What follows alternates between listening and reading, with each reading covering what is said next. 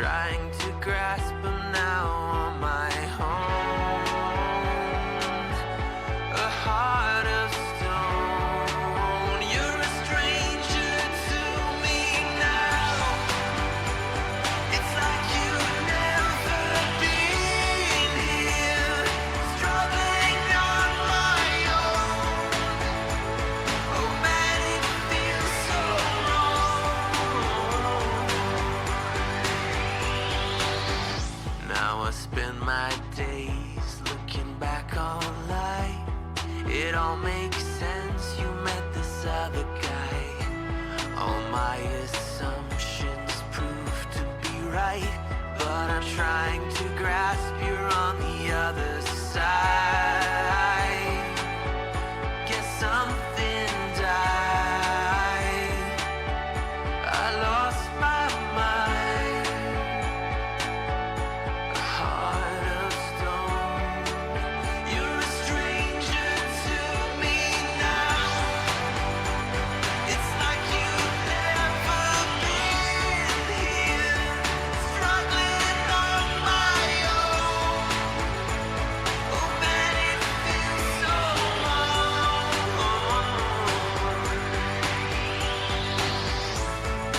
It's the strangest feeling. It's the strangest feeling. I've got the strangest feeling now. You're a stranger to me now. It's like you've never been here, struggling on my own. Oh man, it feels so wrong. It's like you've never been here, struggling on my own. Oh man, it feels so wrong. Oh man, it feels so wrong.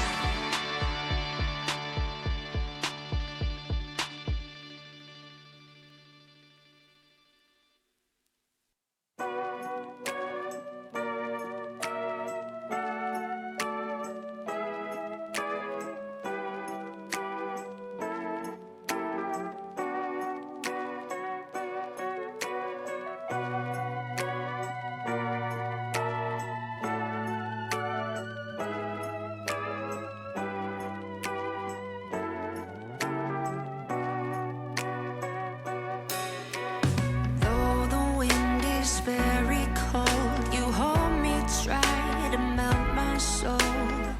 Makes it harder to say goodbye. Your whirling hair and tender eyes makes me feel as cold as ice. Anyway, I say goodbye. In my dreams, we were meant to be, but everything feels wrong. The sky is gray, times are changing. This is the end of everything, but it's hard to say goodbye. In my dreams, we were meant to be, but everything feels wrong.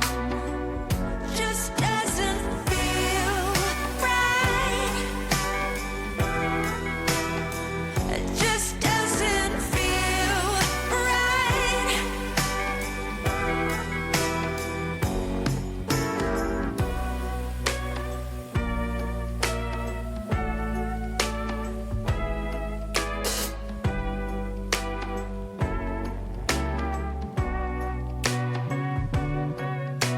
I've tried to see all different kinds of paths, but guess I must be blind. At last we say goodbye. In my dreams, we were meant to be, but everything feels wrong.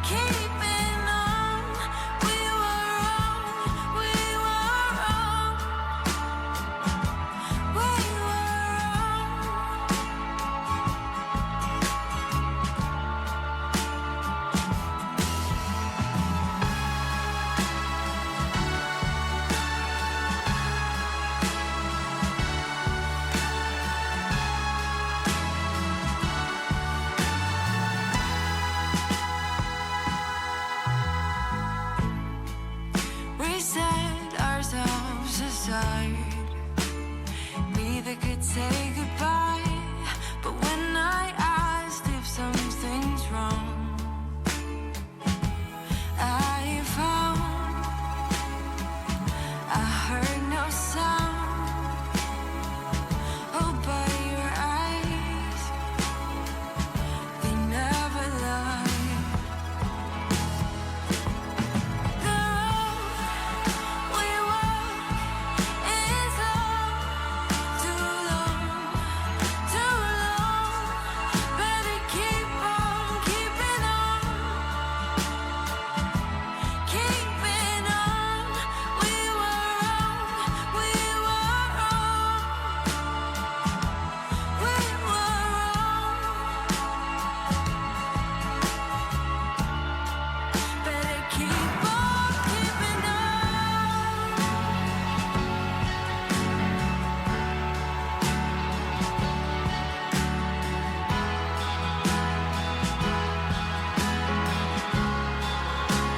Keep on keeping on.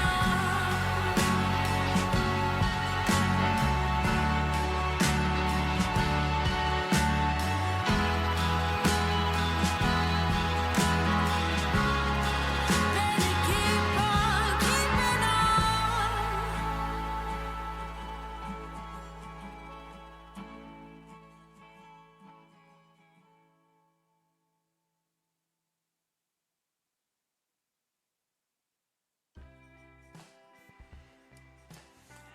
Good evening, friends, and welcome back to where wars are fought in the stars, to where fantasies are final, to where evolutions are new, to where agents are orange, where realms are forgotten, where dragons are lanced, where our coals are essenced.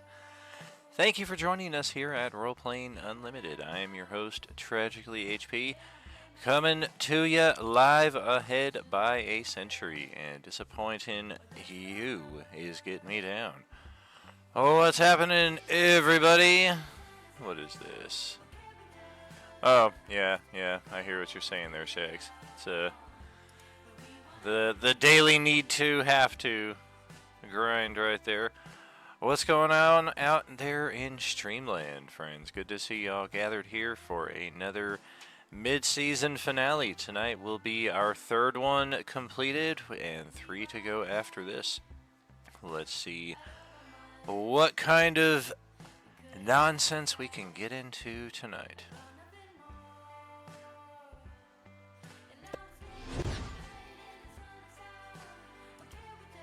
What's about to happen is going to be hard to watch. No, There he no, is. that just won't do. What's Wait, about to I happen would is say- I already gonna was be talking. hard to Listen, watch. There we open go. your ears, man. I There was we go. talking. No, it was completely silent when I came in. Good evening, friends. I was just talking to Grant about the temperature here. What temperature? My thermometer exploded at the top, and there's a mercury hole gradually sinking through the concrete.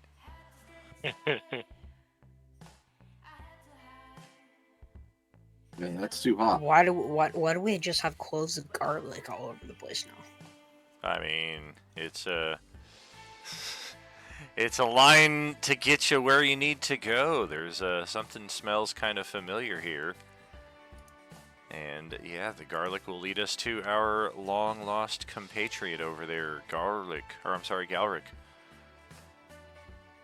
And this is unfortunate. 2 of our players are not here due to a power outage, so we will shift them off here to the side. They were kind of on point of a degree, so we can adjust accordingly as we have found the Nexus point. We have also found a very familiar former companion. Looks like Brad just logged in. Hey, that's some Yeah, good I'm news. here. So the power's back on over there? Yeah, it came back on. I had to go and do the whole generator thing, but yeah, it's back on. Wow.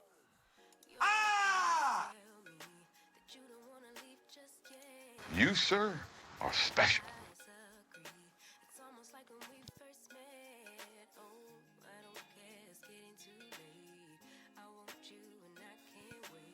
Did we cover the Nexus revelation at the end of last session? I believe we did, because there was a text did, yeah. play about it in the Discord, so no need to cover that again.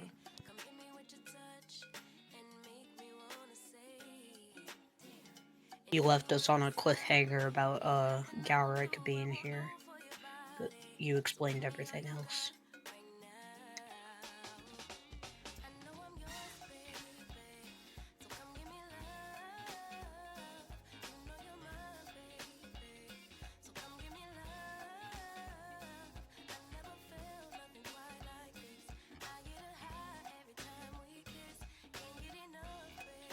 I literally have no pieces on the board right now, so I will leave it to you as to how we wish to proceed. We have the details of the Nexus. We have a former companion here, and for the guy standing on the other side of the room, we have intruders!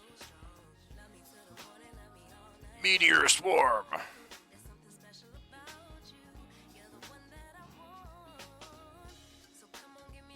I just turned my... Those are pretty big. It's gonna get you too. Seal the blast doors! Meteor swarm while they're closing. I just turned my head back around to Cedar, and I'm like, I'm not crazy. I see Galric standing there, right? Yeah, he's over there in the corner. Along with a bunch of garlic. Dale will say, "You know this dwarf?" You remember when we were talking about the party member that we lost in that fight? That's him. Dan, is there any way for me to close that door? You do have the controls for it, yeah. Right there on the opposite wall from you if you just head... Oh, I'm on the wrong map here. They're over here on this wall, but yeah.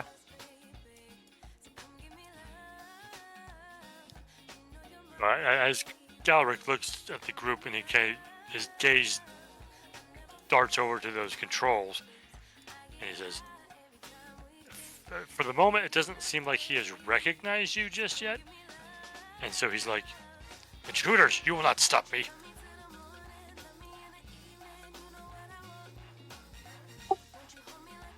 Galric? Is that you?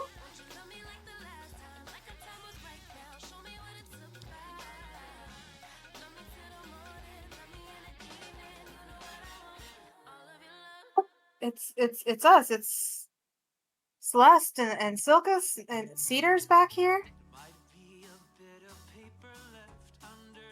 He had begun moving, and then when you say that, he kind of stops and squints. He's obviously older than you remember him, although 30 years to a dwarf isn't a whole lot. And he kind of cocks his head a little bit. Wait, how are you here? We were gonna ask you the same thing. You didn't try to follow me, did you? We didn't even know you would be here. We don't know where you were. How did you end up here? When I made that hole to the astral, I was able to get away from that bitch and made my way back to what I thought was where I came from, but it wasn't. It was somewhere else. It was here. How did you get here?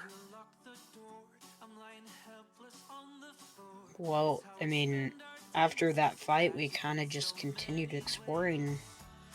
We ended up here after we found the, after I felt the, magical pull from this thing.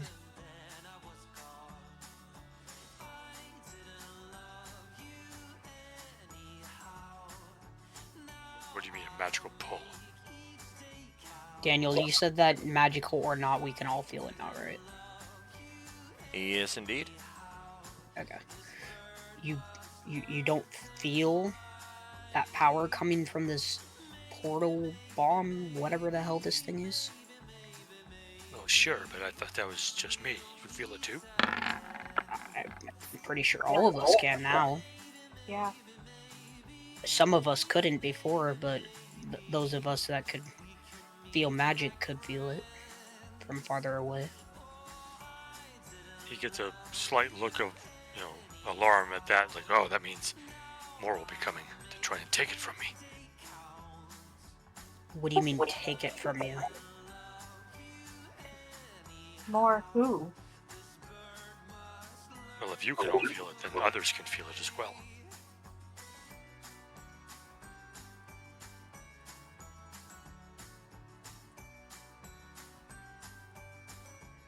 There's Zara.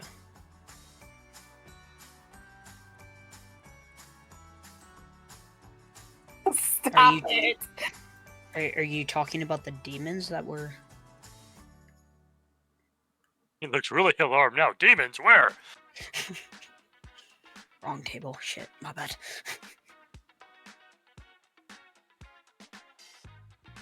I mean, there were demons upstairs waiting for you, but he doesn't know that. Oh, no. I was thinking of Sunday table. That's my bad. I misspoke. Were there people, like, stopping you from getting here? Well, there's been marauders and undead trying to take this place from me for a while now. I had to build some automatons to help me defend this place. You mean, okay, so the ones that attacked us, okay. Tried to kill all of us a few minutes ago? Yeah, the murder bots. Great. I just Well, if you didn't facepalmed. have the proper identification, yes, they would have tried to kill you. Yeah, well, they're sort of all gone now. Oh, god damn it. Did I mention the part where they tried to kill us? That is what they're designed to do, so it makes sense. So I we killed really them did not instead. expect any of you to be here in this timeline. We didn't expect you here either. What is it that you're trying to do here exactly? He kind of points at the swirling energy. This is called a coalescence nexus, I think.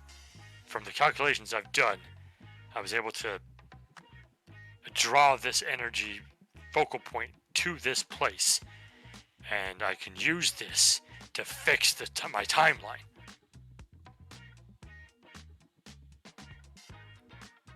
Use it how? It's very complex. There's a lot of math involved, but trust me, it's not quite ready yet. He looks at a watch on his wrist, but shortly I'll be able to basically step inside there and be able to alter my timeline to fix it. Daniel, would I be able to roll an Arcana to see if I can figure anything out about this thing? Roll it.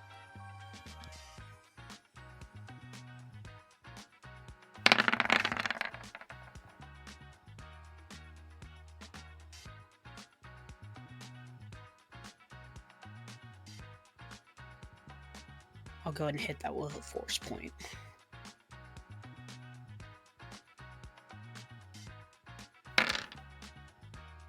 So that's a 20 or 32.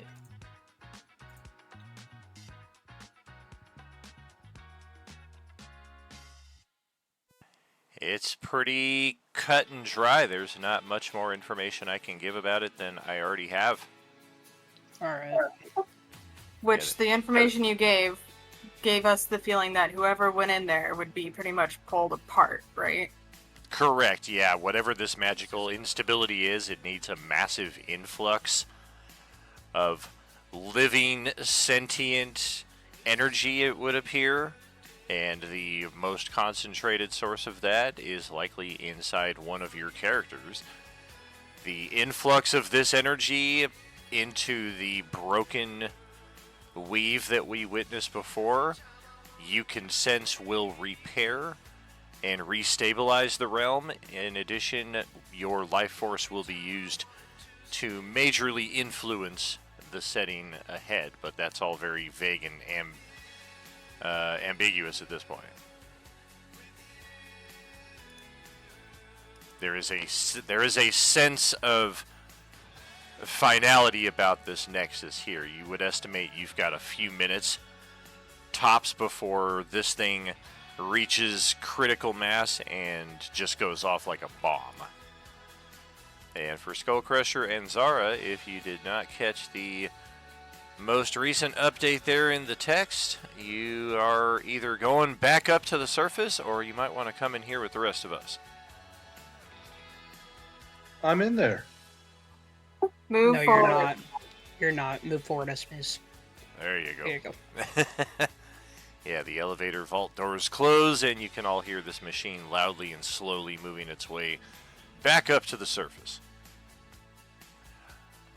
Most of this facility that you guys can see around you, you can see double doors here, individual doors on the sides right here.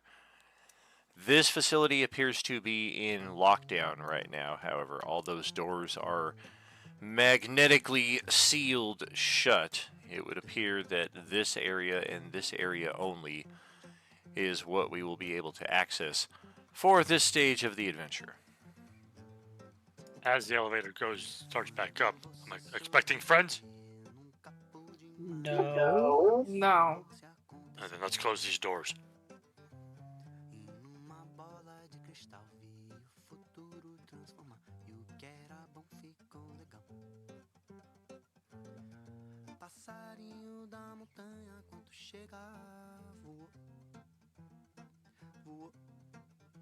Well, Crusher, you're gonna want to move out of the way. Sorry, too late. Oh my gosh, Daniel. Boom, boom, ba-da-da-doom, doom, da-ding, doom.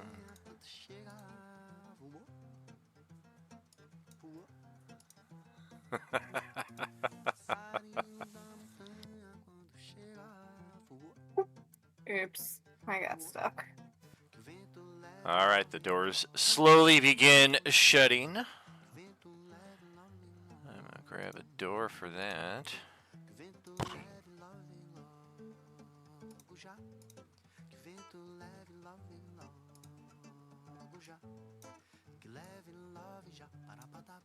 Alright, well, when I go through there, I don't know what's going to happen to the rest of you and what's happening here right now.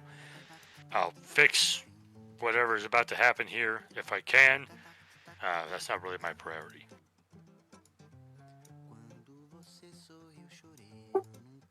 You realize you are probably not going to survive this. Oh yes, my existence in this timeline will end, but the timeline I'm supposed to be in I'll be fine.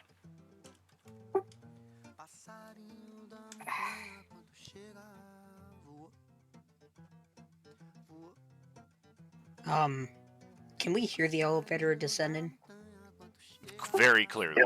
Probably why he put it in the post, yeah. Alright, I'm just gonna sigh and I'm just gonna be like, hey guys, those things are coming after us. Or me, more specifically. So we're all supposed to just stand here, watch one person that we've already lost once get lost again, and another person just, get taken? What are we doing? When you say fix your timeline, do you mean it brings everybody back? According to my calculations, because this will basically, I'll merge with this energy, and in doing so, I'll have control over a limited control over reality at that time, and so I can put myself in the timeline I'm supposed to be in with my wife and son before they were taken from me, and then that will be fine at that point. I don't know what's going to happen to this particular point in time and place, but yeah. So we should all go jump in the swirling colors? No. I have not done calculations on more than one entity entering, so I don't think that would be a good idea.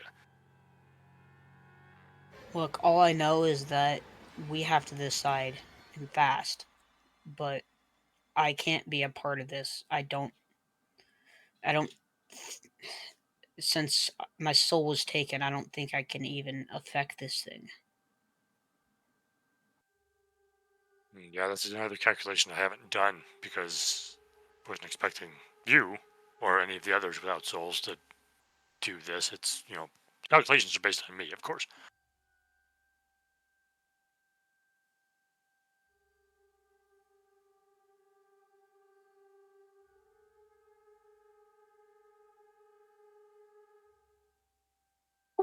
I don't know. Whatever we're doing, I'm pretty sure we're running out of time.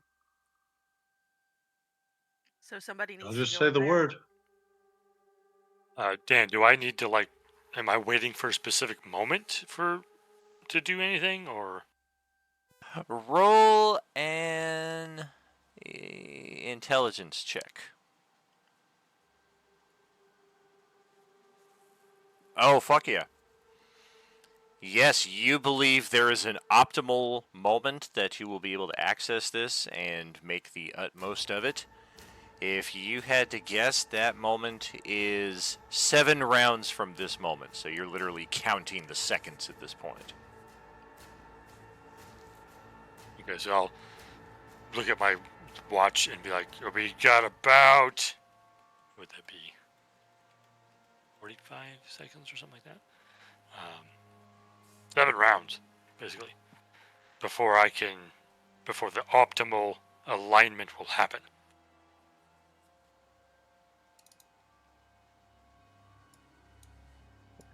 Oh crap. There's a loud thud, and the door slowly begins to open up.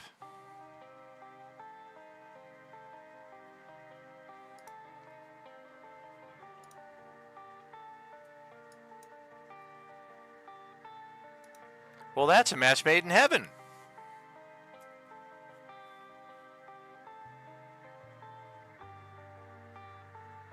So yeah, I went down and shut the door.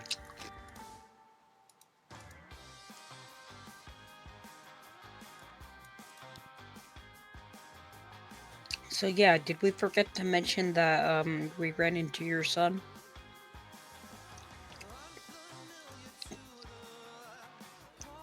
Yes, the young dwarven lad peers in and kind of squints through the maelstrom at the companions gathered nearby, and he sees the aged dwarf. Sararak, likewise, a floating skull that Skullcrusher himself just can't help but shudder a little bit upon, for whatever reason. You have a bad recollection and association with this thing, even though you were playing a completely different character last time we met.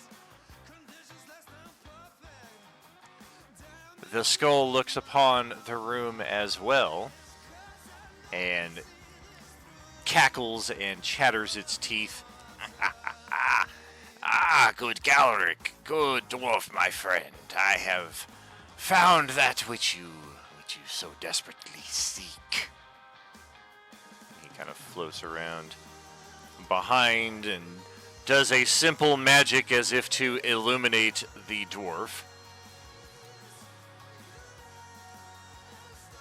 Well, obviously, I don't recognize it, my grown son, so I just kind of squint. Say, what trickery is this?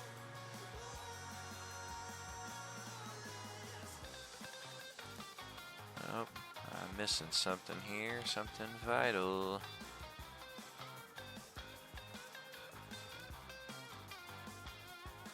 Damn. Alright, whatever. He's gonna step in very slowly and look upon who he suspects to be his father.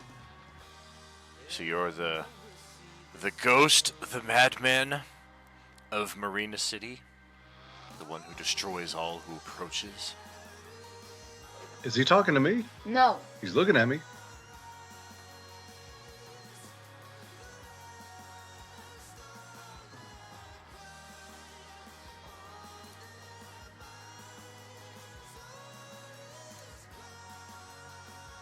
I kind of look over at, I think Soka said that you guys ran into my son. Yes. Are you? Yeah. You? You're Torquarl?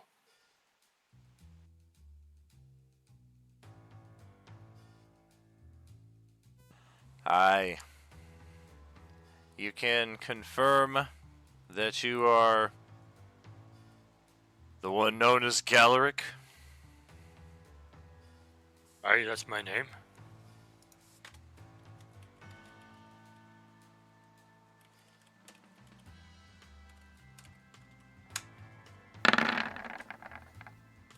Oh, what a waste.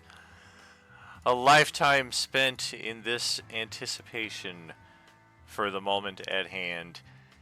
And with a fluid draw that has been practiced many times in front of a mirror, the son quick draws a pistol, levels it at his father, and fires a single shot that, were its aim true, could have potentially done something rather devastating. Instead, it merely impacts the wall a inch or so away from the controls right here. Holy crap, that got dark fast. And he snarls at Garlic and says, "You left us to die. My mother is dead because of you." I steady my staff at Torcaro. Stand down. We can talk about this.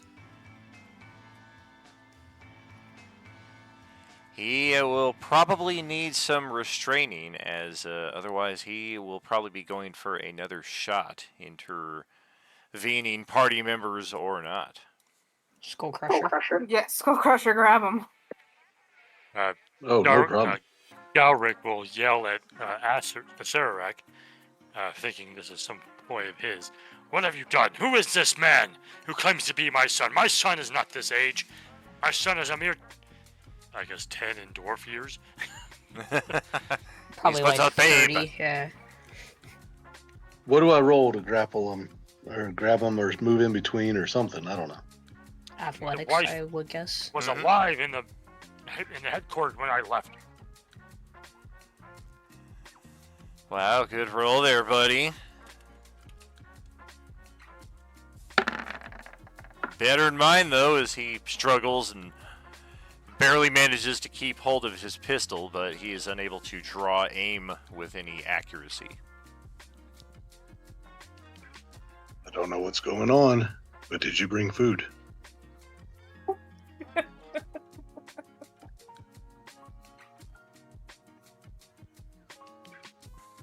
Sararak just floats in almost like he's not even here and gets ever so closely to the Nexus.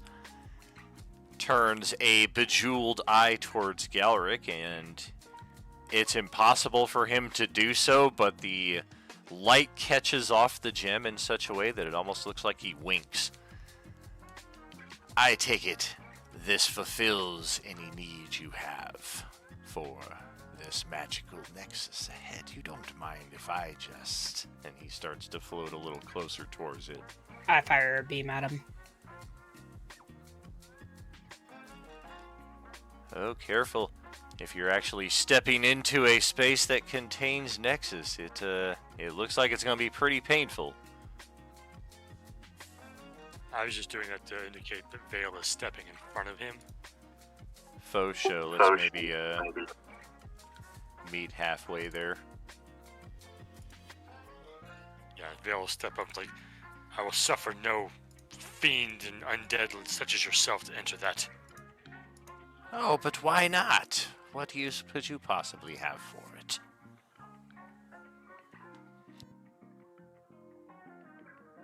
Want to explain your use for it?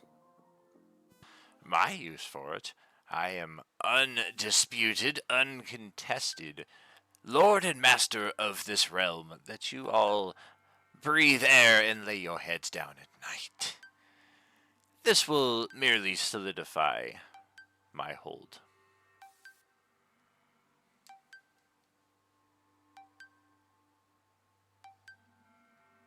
Galric looks over at Sararak. Did you summon this man from some other timeline to fulfill this bargain? If I had but the power to do so, no. I do not control space and time. That belongs to the Time Mistress herself. Whether this... mean, Who dares interrupt me? Whether this dwarf is from this correct land or not, I am uncertain. But it is indisputable that he is your bloodline, your son. And for all the years that we have known each other, did you know that he existed in my timeline? I suspected that he existed much the same as you did. I felt that his return to your presence would be of great joy to you. At least was my suspicion upon locating the lad. I'm gonna roll insight on him on that one. hey, meanwhile, I'm still holding this guy. You sure Yeah, you wouldn't take over? Do you If have you're the something dad, to maybe say? you should be hugging. instead of me. Torkarl is still struggling, but he's also reducing that slightly as he's turning an ear towards Acererak. 21. I've got... Alrighty. I'm man. I need to add some inspirations and some force points here to Acererak, because I'm a little scared to start rolling skill checks.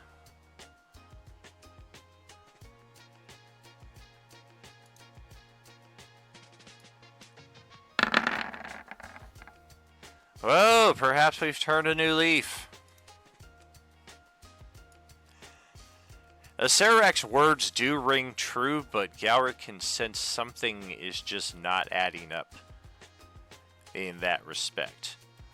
Additionally, Torkarl looks over at Acerak and he kind of bellows briefly, "Wait, how long have you known that Galric was here?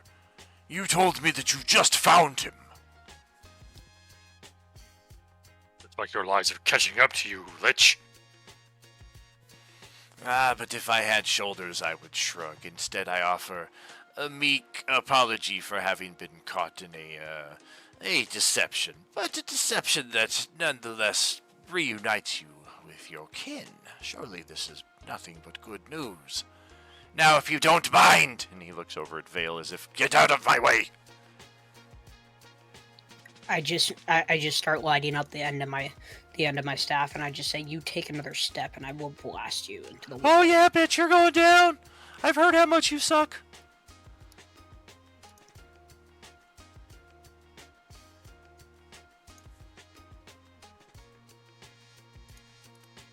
Look, Alric, like, his eyes dart around the room. He looks at his watch, looks at Acererak, looks at his Torkarl, and he looks like he's not sure what's he's supposed to do now. That's a fair bet right there.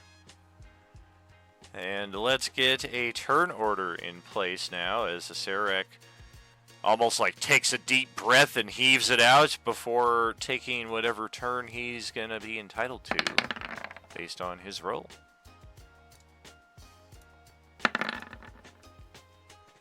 Ugh.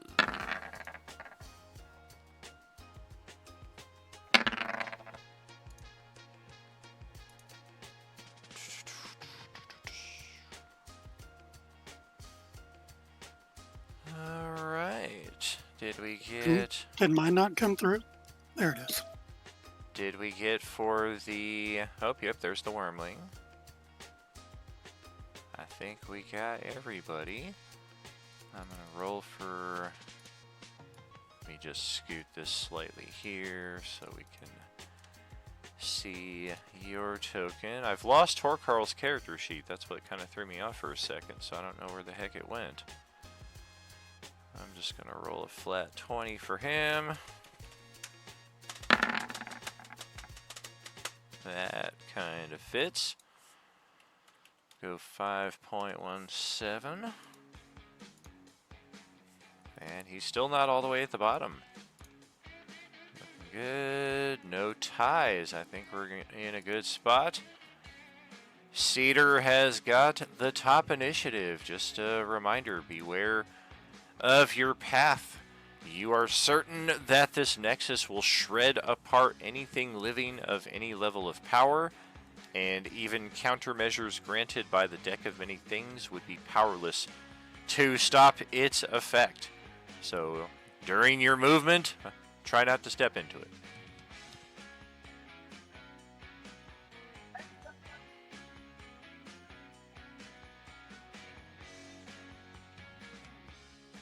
I'm gonna hold here and tell Sukas to get out of my way and step back. And then after his turn to move, I'm gonna go ahead and slide forward and attack. That is unfortunately a mechanical bit of it's not in your favor, because if you hold an action, you can only hold one action. So the best you would be able to do if Silkus moves is move into the space and then have attacks for next round. All right, let me.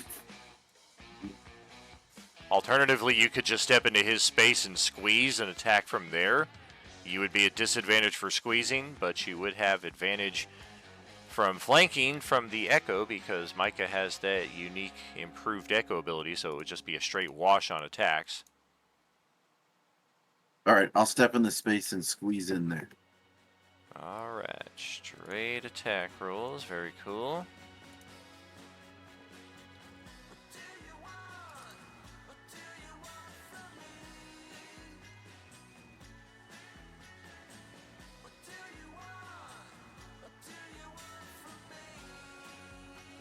Okay, AC target is 22. That is no and yes. Let's see, it's dealing the radiant damage. We do take that. We are undead. Need to roll a con save or be able to regain hit points. What is that? I like the look of that.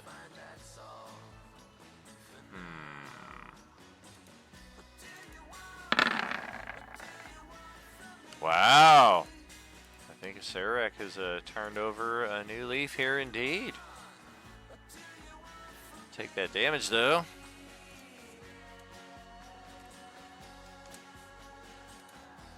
And that's all we got. Okay, should we? I think we will. We're gonna interrupt with a Sarek.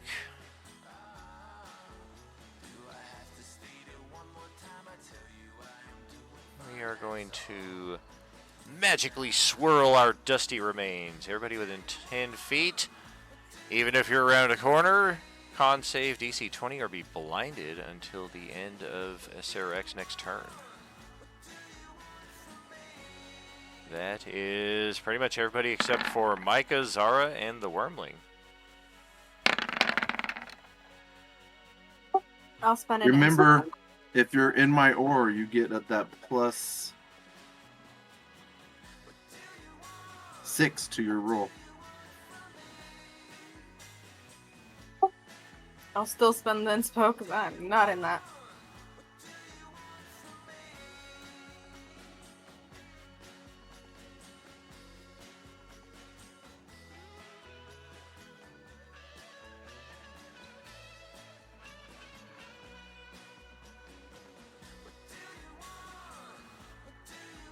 Okay, we're going to Borg assimilate and do that again. Change the DC to a 31 and have everybody roll that shit a second time.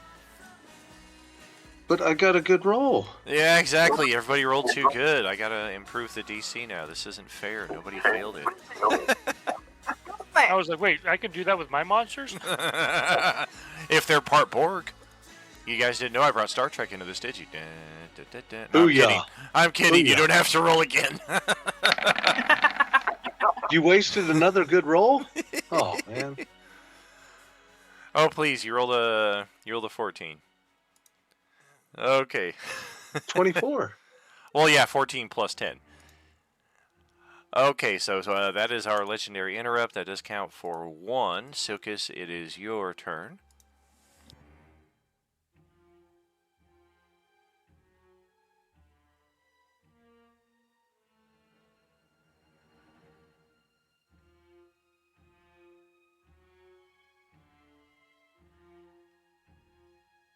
You know what? Let's just try to shotgun this guy.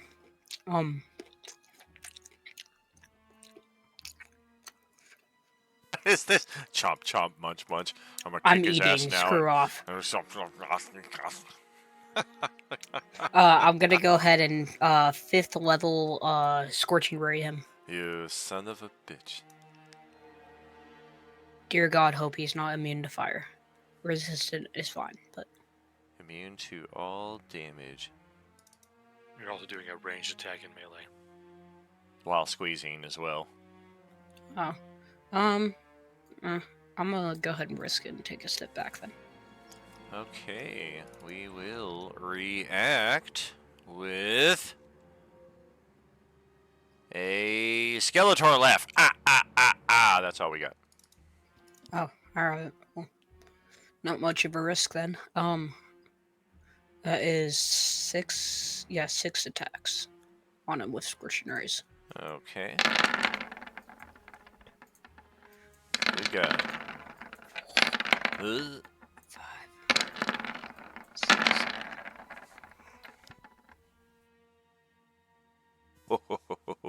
What's the DC? 22 is the AC, so that's a bunch of hits and 1 miss in there. I'm gonna go ahead and try to force point that. Okay. I don't think you redeemed the die 12 extra damage this session, though. Oh, I was waiting for my turn to say that. I'm using that for my super legend or whatever it is per month. Are you sure you didn't do that last session? Because that was also this month, and we had a lot of combat that session. I could be wrong, but I don't think I did. Okay. But yeah, that will hit. That's above a Sure. 24, I think. For that one.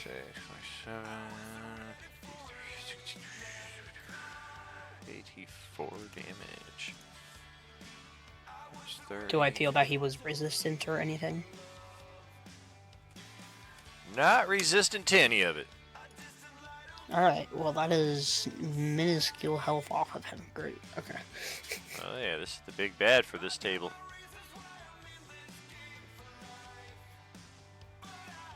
Well, okay, I think I should do another interruption.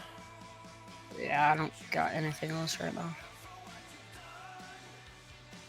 This will apply to everyone. Energy drain, 2 actions within 30 feet. Con save again, DC 20.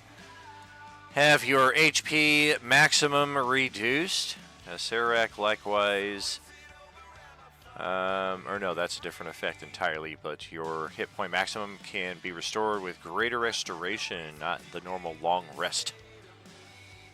Con saves from everybody. Torkarl as well. I forgot to roll his against the blindness. Can I use my last roll? That's fine. That's fine. Can I use an inspo to give everyone advantage on this roll? So everyone can roll again. Sure. Because everybody's failing it right now.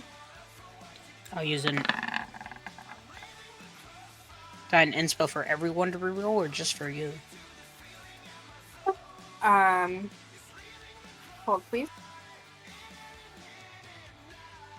Remember, if you're in the aura, you can add 6 already. Oh, so then, well, my Part- wormling isn't in the aura, so... Is within 30 feet of me. Yeah, my wormling isn't in 30, so I'd have to burn the inspiration for him. Yeah, I re-rolled for inspiration too.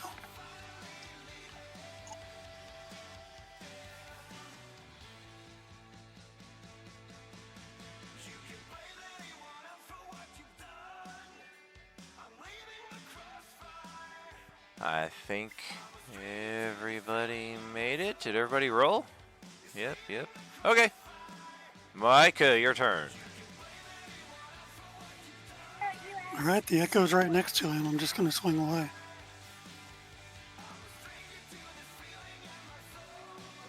Well, that could have been better. Goodness. Good Lord. Alright, let's drop a couple of force points on him. All right.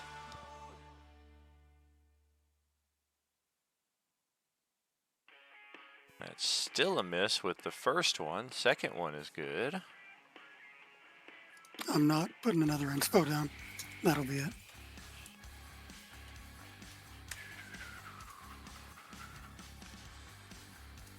Or you know what? Bonus action.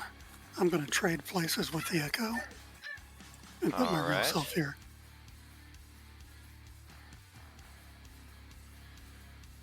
Alright, everybody appears to be rather hardy with con saves. Even Torkarl made his on that last one.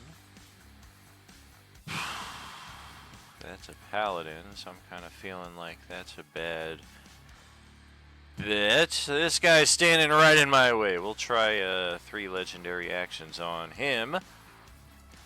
A wisdom save. Let's test Veil in that area.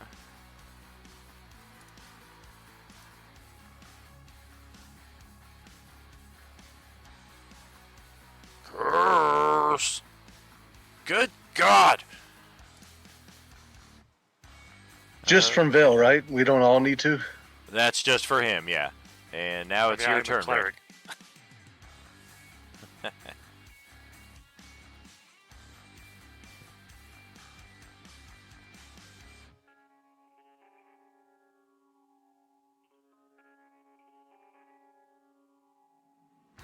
Are you releasing Torkarl, or are you still grappling him? Yeah, I didn't think holding him still would be necessary. I'm releasing him. Let's do that. And then that's a hit, and that bite is really far away from hidden.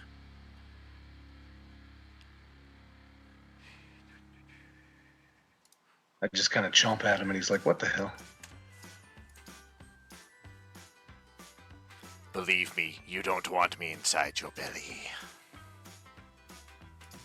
I've had worse. I eat everything.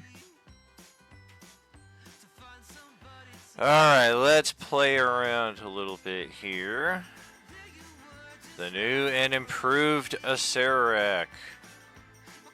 First and foremost, the major ability. This is targeting everybody again. Another con save or instantly drop to 0 hit points. If you're successful, you're instead frightened.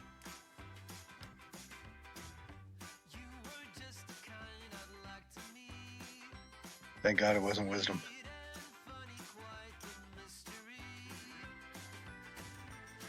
If you're in my Aura of Courage, you cannot be frightened. Hope you get knocked out. This is for frightened. I am immune to frighten, and I think some people get an extra bonus if they're next to me. Okay. The effect is you are reduced to 0 hit points on a failed save. If you are successful, you are frightened. So on a success, the frightened effect is totally pertinent. On a fail, it is not relevant.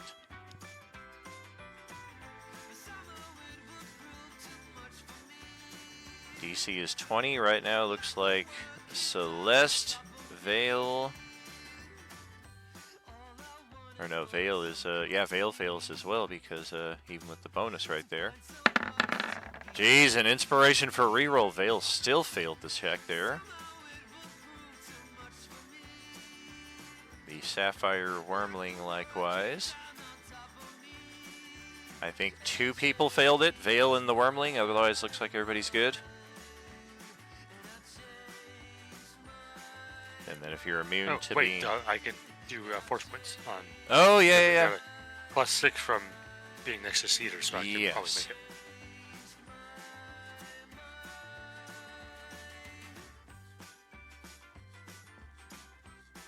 Okay.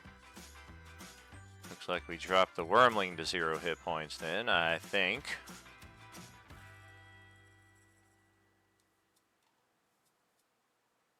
He's out for now. Drop that into the death tracker. That is... Damn. How am I going to track this? Okay. Use that for that. Then we are going to target 3 creatures within 10 feet of us.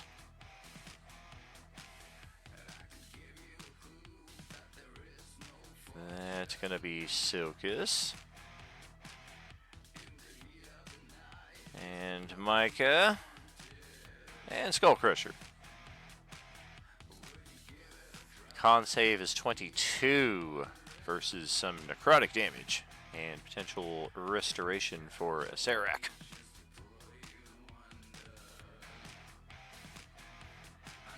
But Good. it couldn't heal because of the sword. What's that? I thought Cedar's sword made it so he couldn't regain hit points.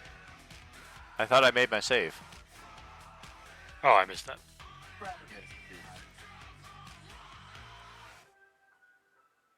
Silkus is going to need a boost right there, otherwise... I have advantage on it.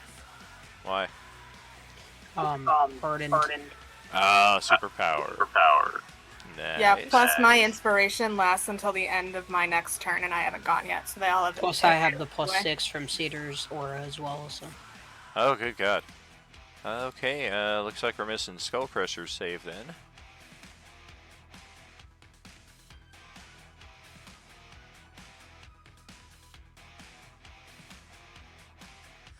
Been a little scared to roll. I had too many good rolls. I figure now it's bad.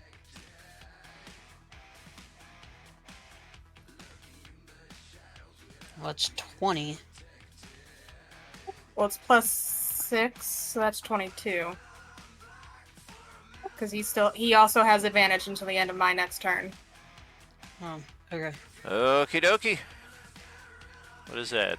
35 or 36 successful saving throws? Or wait, the Wormling fucked it all up. You guys are 35 of 36. My exaggeration. Hey, you're the one that gave us superpowers. Oh yeah, absolutely. Okay, which one of y'all? Okay, let's try this on Micah. A charisma saving throw.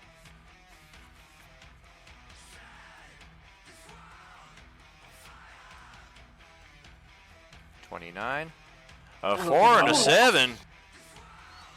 Oof. Methinks I found a weakness. Is that our final answer? The DC is 22. I've only got a +1. I'll use an inspo and see what happens. All You right, still have the +6 from Cedar as well, so. there it is. There you go. Alrighty. Alright. No damage, no that, and no that. Okay. Reset that back to such. And we'll pass it to Celestine.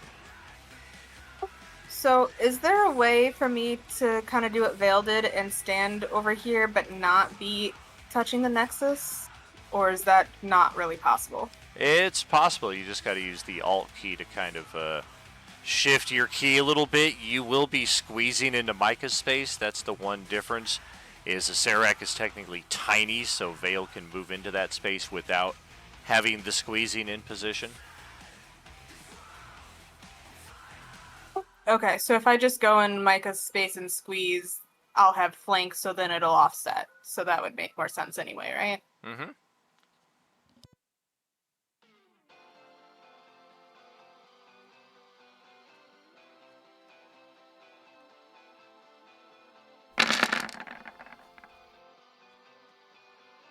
Oh my gosh. Where's that on the saving throws? Continues. Celeste has never rolled bad. This is ridiculous. This is 2 straight weeks of this crap. Hey, I'm gonna spend a freaking inspo on that.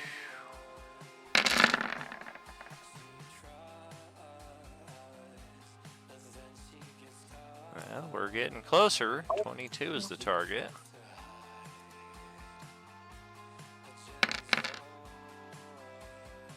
Okay.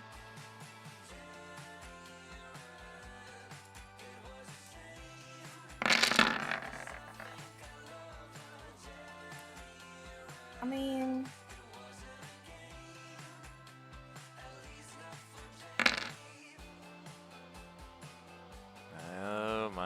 goodness. Still short by 1. Wait, what's his armor class? 22. Oh, I did 4 instead of 3. Okay, never mind. Well, that's Alright, a solid that's hit fine. right there.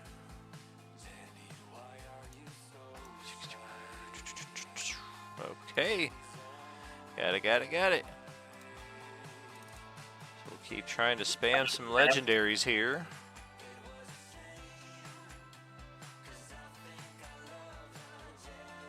Let's bring one of these out again. Con saves from everybody at the table. Sucks if you're the dying wormling right now. Or no, it just reduces the hit point maximum. It doesn't actually damage them, so I wouldn't even roll a save for the wormling. So we get a +6 from the aura. Yeah. Good, all right on that 14.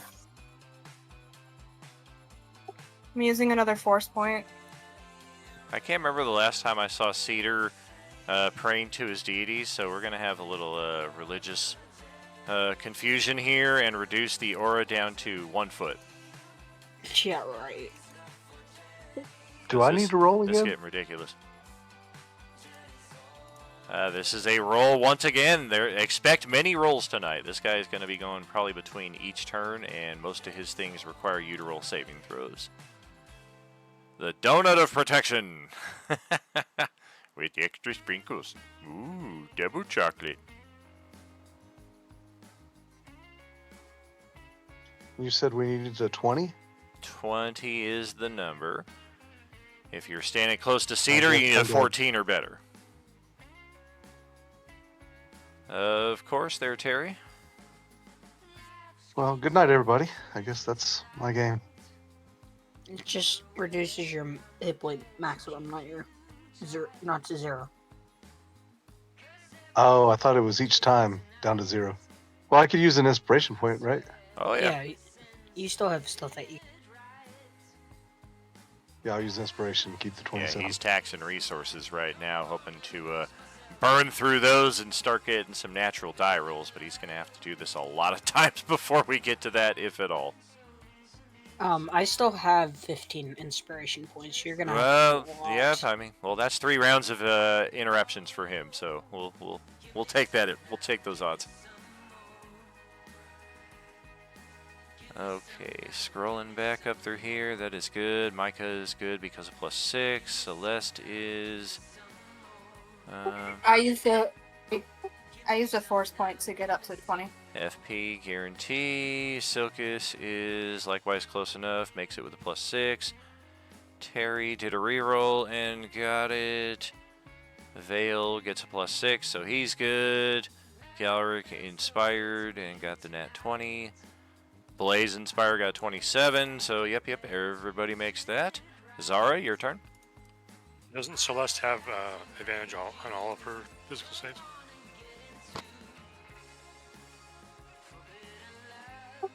Yes, I keep forgetting about that. She only remembers it for everybody else.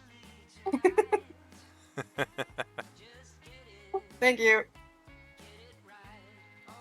Alright, so Zara's gonna move around. How high is this room? The ceiling goes about 25 feet. Okay, cool. So she's gonna move. Ugh. It's not letting me move down here. There we go. Move right here, I think. Let me see.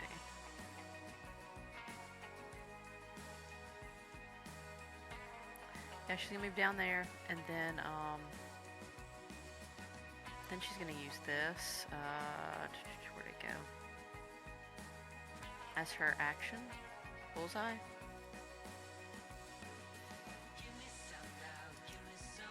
Oh, gonna chill for this round, and then next round bust out the nat 20. Torkarl did not make the save.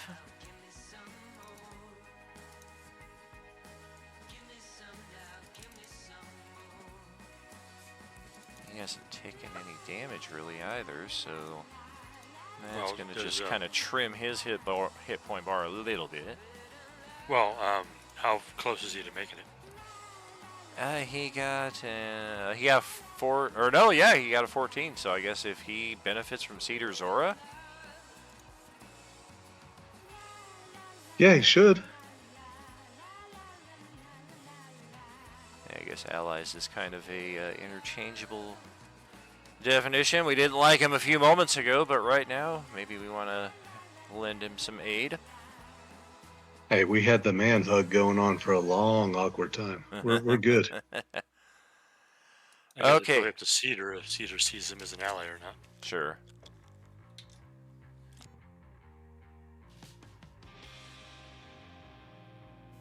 Okay, so Zara's doing that, and we're going to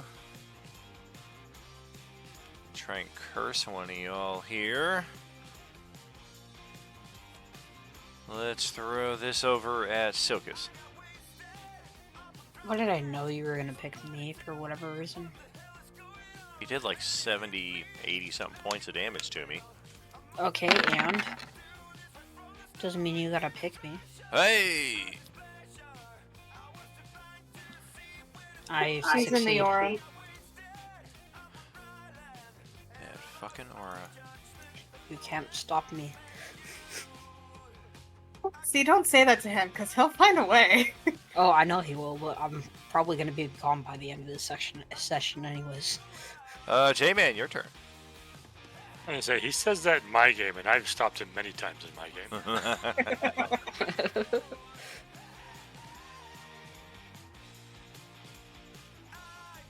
Alright, so Vale, let's see, what can I do with him?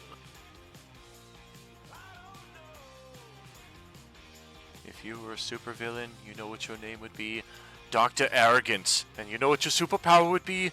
Arrogance. No, you're wrong again. Why do you think you gave me the staff, man? If I was a supervillain, my name would be Dr. Arigato.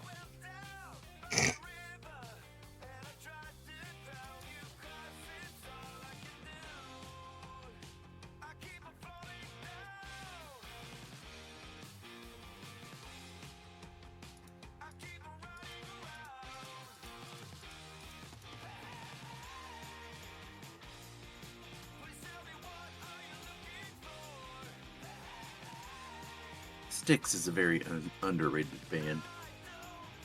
Solid group.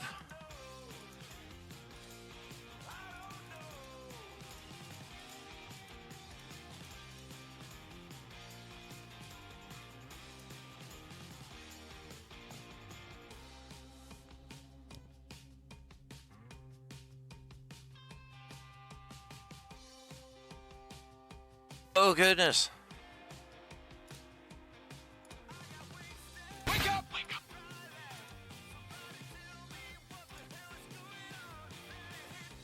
Okay, 21.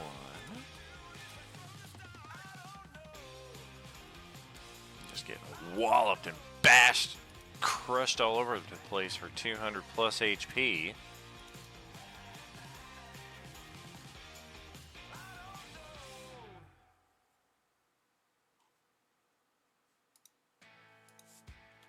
Can I cast that as my action? I would say so. Okay, yeah, my action will be to do Shillelagh after I do the spiritual weapon. I'll say, you will not get into that Nexus as long as I draw breath. Oh, but it would be so much more interesting if I did. Just let it happen. I guess I'll interrupt again. I've already used 3. Let's use another 3. And let's go this one.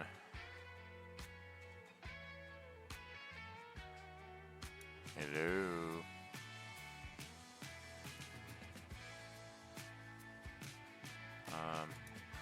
That's funny. That one works. That's not the one I'm doing, however. I don't know why it's not showing. What if I do it this way? There it is! Although, now it's rolling dice, which is not what we want. Whatever. I don't fucking get it. There it is! Now it works. Okay. We don't see a description though. That is correct. Oh, okay. Just need better than a 12, right? Alright, I targeted Micah, who had like a plus double digit to his charisma save. 1, 2, or 3.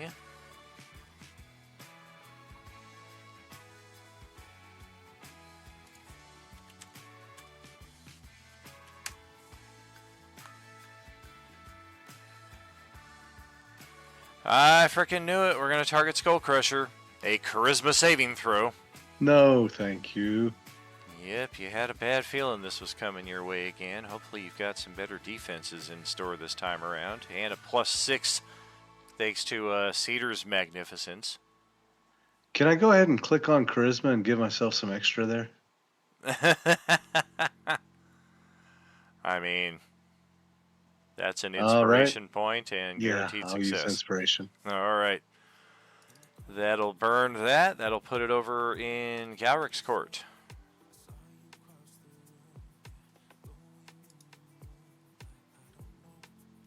Alright, so Galric will yell at poor Carl, like, "Poor Carl, get out of here, I don't want to see you get hurt."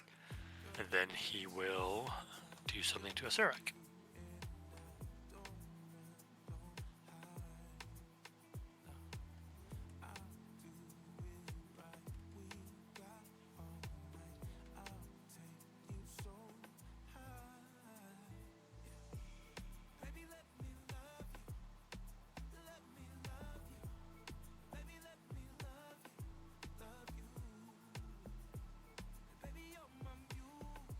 He said he was doing something. I don't believe it's happening, though.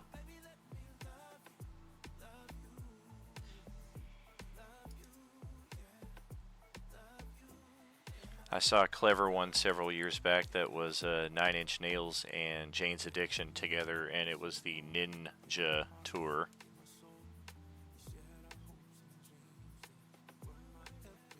That's awesome. Yeah, it was pretty I saw 9 Inch Nails at a tour once. Nice. Yeah, never caught them live. Wasn't ever the hugest fan, but they got some tunes.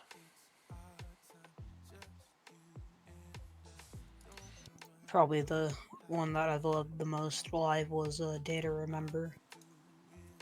Very nice.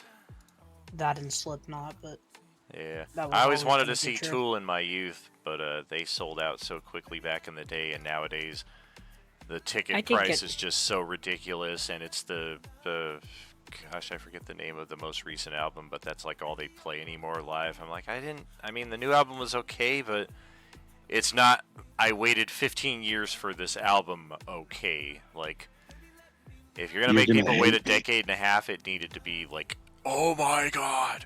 I got to see Tool at Aftershock. They weren't horrible. Nice. You're going to hate me. I was a drum tech for my brother's band, and they opened for Tool, so we got to hang out backstage with them and Helmet and party. Oh, Helmet, very nice. Okay, Yeah, I need Helmet was there. If it would strike a creature, I get a deck save. Oh boy, I'm about to juke this in midair. Oh. Aww. Do I get advantage? There was a lot of drugs of indeterminate variety back then. Oh, I bet. I was like 12, so I mostly stayed away from stuff. Oh, geez. But it was all right there. He mostly stayed away. That's how you gotta word it, right? Yeah, exactly. So yeah, I yell at Tor Carl, and then I just kind of point my staff at one of the boxes nearby and fling it at Acerak. So how dare you try to use my son against me? I mean, come on, I'm a demi-lich. What did you expect? It's in my nature. And that's all he's got. Torcarl, now extracted from the loving embrace of Skullcrusher, is gonna back off, disengage. Actually, we witnessed Silkus escape unscathed, so we're gonna do a little bit of the same. And then we're gonna train that pistol on the floating skull guy. Since I can't find my character sheet, Well, look at that. Yeah, we are not completely helpless here. We've got, we didn't become leader of that community by being a non-heroic character, so we're going to start dishing out some damage here. Second attack. Oh, close but not quite.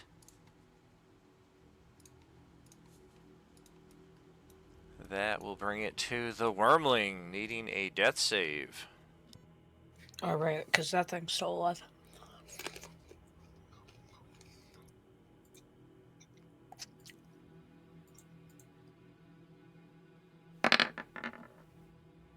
Retro. Well, that's one not in our favor.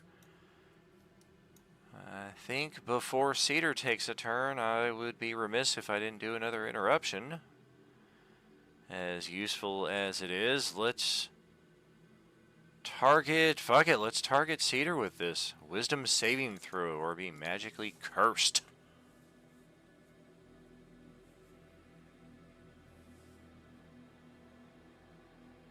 On the money!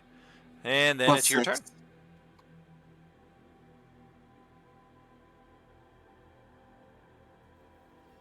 Alright, I will attack twice with my sword.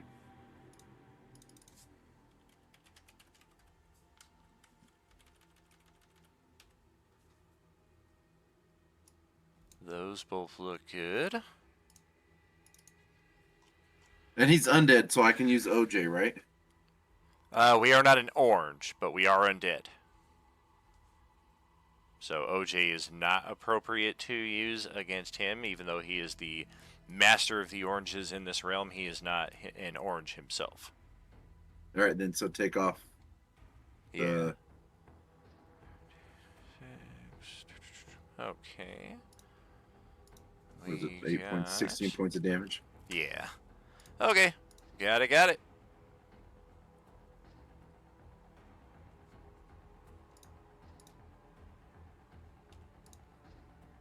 And that's it for me. And why not? Let's use our final legendary action for this round to do this.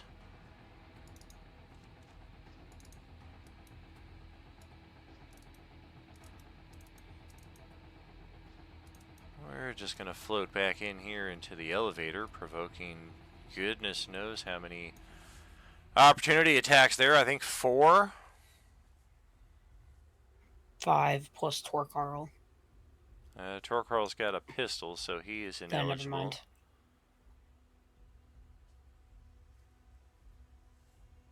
Always advantage, so enjoy that. Oh boy!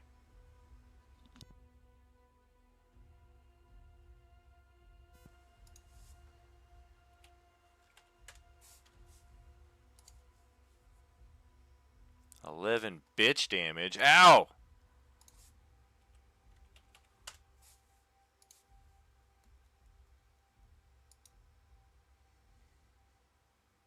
Anything from Skull Crusher or Cedar, or are you guys cool with him just leaving?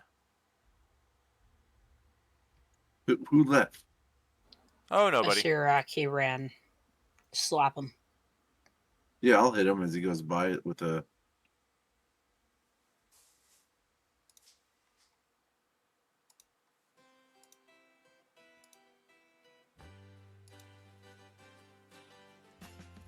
That would be with advantage as well for Skull Crusher.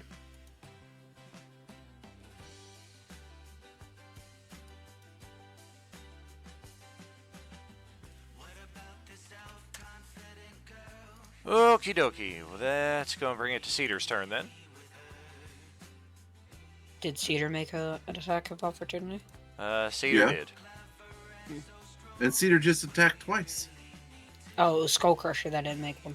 That is correct. Oh, whoops. So it's Silka's turn. I don't want to... I'm okay with the attack being made. I just don't want to get stuck in this little cycle right here, because it was my turn and it's taking... Yeah. Okay. If he's gonna run in there, I'm gonna still do what I was gonna do, which is I'm going to spend my second 5th level spell slot to do the exact same thing I did last turn. Uh-oh. And doing more damage because I forgot that he was an undead.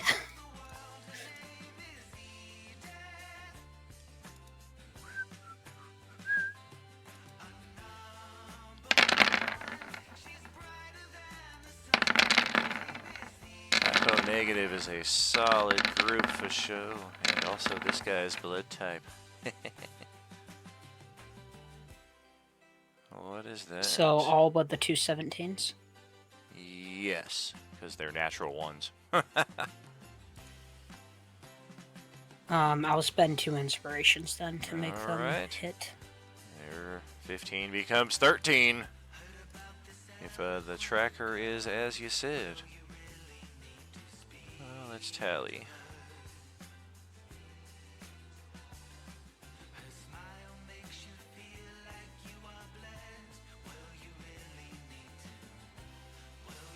What is the disruptive touch? Can you post that?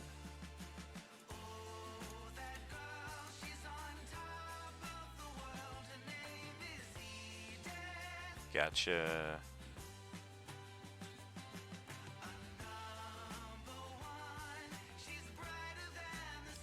I just didn't apply it to the first one because I forgot that he was undead. Gotcha. Okay.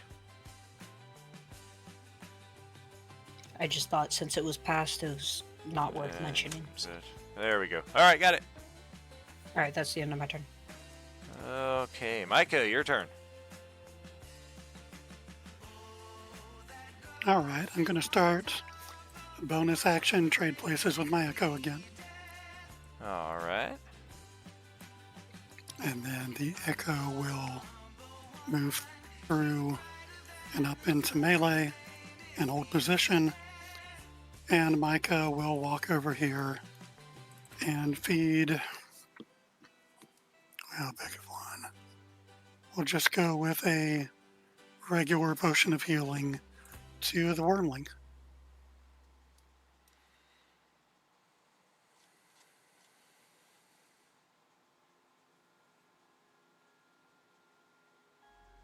For a bonus action, make sure to write /R.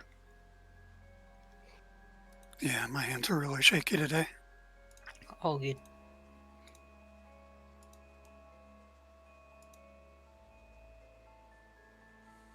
So Let's do it that's that way. 9.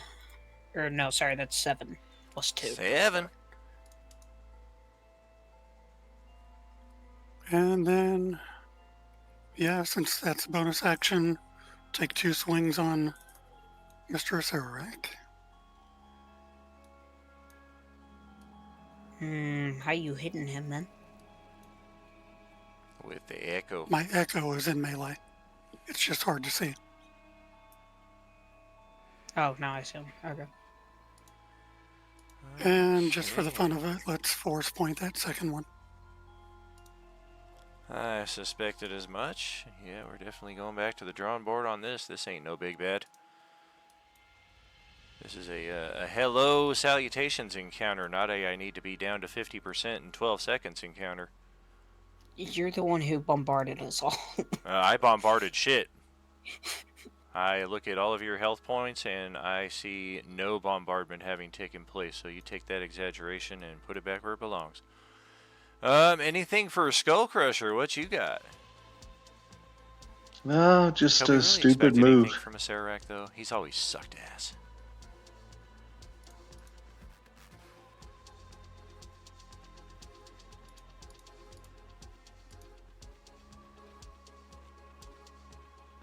Just gonna come down to bash and then open myself up to all of your attacks. Yay. Oh boy.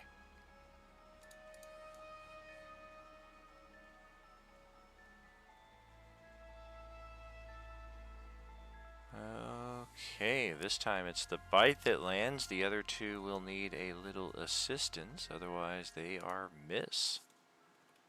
So 2 inspiration points used. That will do it. 6. Carry the 29. Add 1,000. Okay, there we go. How high is his constitution or AC? His AC is 22. Okay, thanks. Mm-hmm. All right. He clatters his teeth together once more and cackles. I didn't realize you wanted to die so badly. I thought it would be quite interesting to yield such a magnificent force to the uncontested lord and master of this realm. You could wail on me all day with your pitiful weapons and not make but a scratch. You think you have won this day, but one of you will be dead within the next few minutes. It could have been me. Can I say specifically where I bit him? Maybe I bit his tongue out. It's a skull. He has no tongue. We're gonna step out of here though, since we're not wanted here. We wanted to sacrifice ourselves for the good of the realm, and you guys wouldn't let us do it. So we're gonna step out. Well, that's a myth. That's the absolute truth. Nobody can contest that. That is zero gaslighting as well. But I didn't get to crush my skull. And then Galric's cannon steps out from its little hidey point right here and just boom, boom, boom, boom, boom, boom, boom, boom, boom, starts blasting everything. Oh wait, he didn't summon it yet. But we didn't forget about it. It's been here the whole time. You just probably didn't notice it. Alright, that will close our initiative and make the moment of truth all the more imminent, as we have a few mere moments to decide which of us is going to attempt to mesh, merge, sacrifice, whatever the case may be, with the Nexus event. I will leave you all to discuss that while we take our halftime break, and see you all like with somebody some already more did. Are You Gaming. I made it easy. I mean, is that real? Whatever we need, man.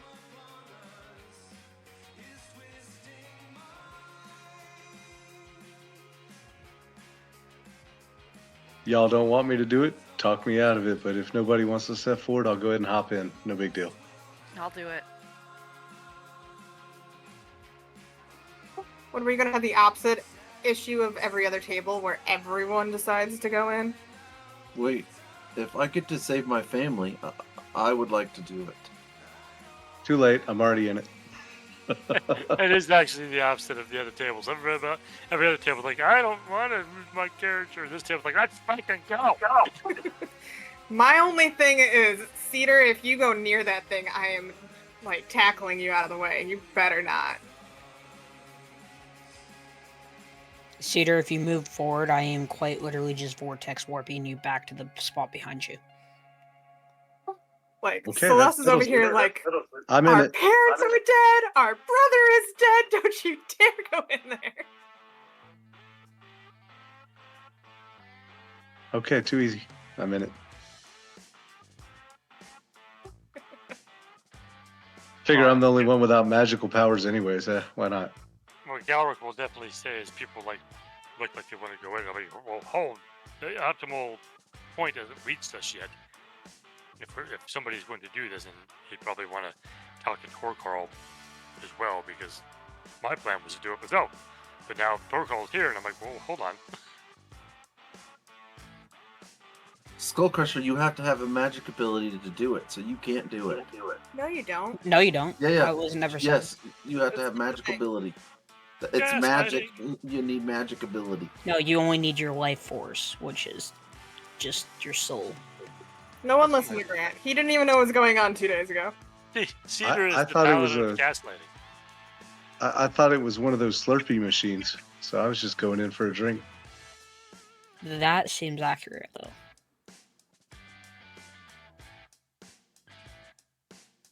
Skullcrusher, you can only do it if you come back as a bard. We did try that. It wasn't very successful. I don't remember. That must have been before I joined the. No, that was the Friday the 13th. Oh, then I was. Mm-mm. Come on, I was part of singing the to everybody. session. I was a part of the singing to morning everybody. session. It's Friday the 13th. Of course it wasn't successful. No, we had people live. Only 2, 3. I didn't catch- 3 of the 6 died. No, didn't catch the stream. Did you sacrificed guys kill myself him, at or- the end. No. They did not kill him. They ran away. Oh, okay. Yeah, we I died didn't run like away. right before we were able to kill him on the morning session. So I could have jumped out the window and survived, but no, I went back in, healing the team, and then stabbed him with a screwdriver and died.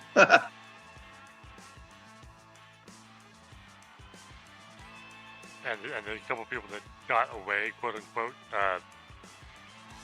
it's off screen, so we don't know what really happened. They either got taken in by a gang or taken out by a gang. I'm not sure.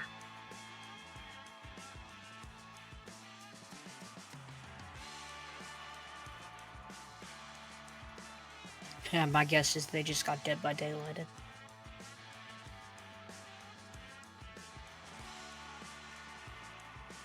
So when I go through this portal, is there anything I need to do?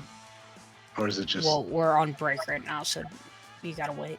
Yeah, you got to cast magic So- spells. That's why you can't do it. You don't need to cast magic spells, dude. Chill. I mean, whoever goes in, Daniel's gonna explain it and kind of walk the person through it. But I mean, is this our final decision? Is this happening? Well, I didn't yeah, hear a Galric- decision.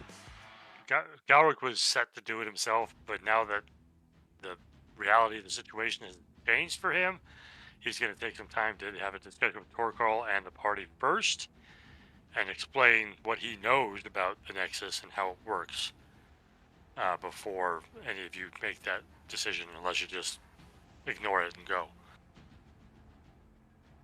I mean, I'm down to listen. I can still give my opinion, but I'm not able to go into the Nexus. So Yeah, and Skull Crusher, go ahead and step out of it until it's time. That way it does. You don't blow it too early. Well, I mean, if we don't need anyone to go in, that's fine. Cedar? Cedar.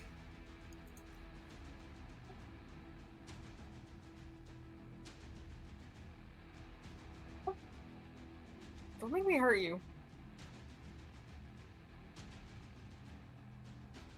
I've used this spell way too many times on you guys.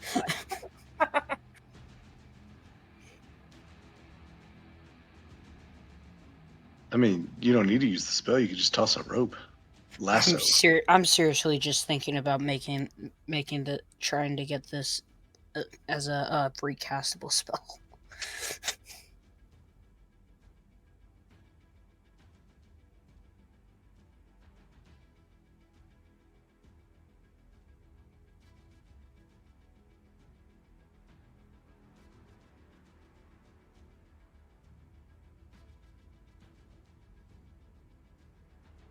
We could also just throw Torkarl in, right? I don't think Galric will be very happy with that. Oh, I finally found my boy! My boy! That's if the Lich could even be trusted. I mean, he might just be some random man.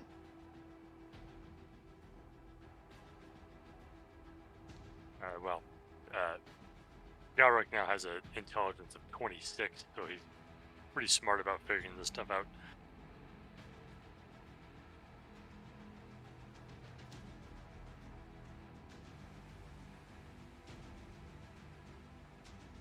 Well, since you have your son, there's no need for the vortex, right? I mean, we could all just walk away. Except that it's going to explode and kill everybody. If we don't sacrifice someone, yeah. Well, shit, that's why I was in it, but y'all said to get out, so okay. We were saying to get out for now. All you gotta do is tell me that there's some tasty food in there and I'm hopping in. Okay, I'll toss a piece of bacon in the corner. That would do it.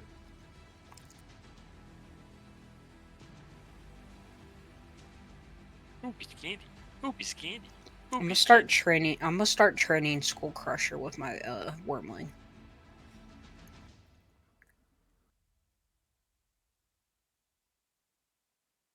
Carry bacon bites in my pocket. We'd become friends.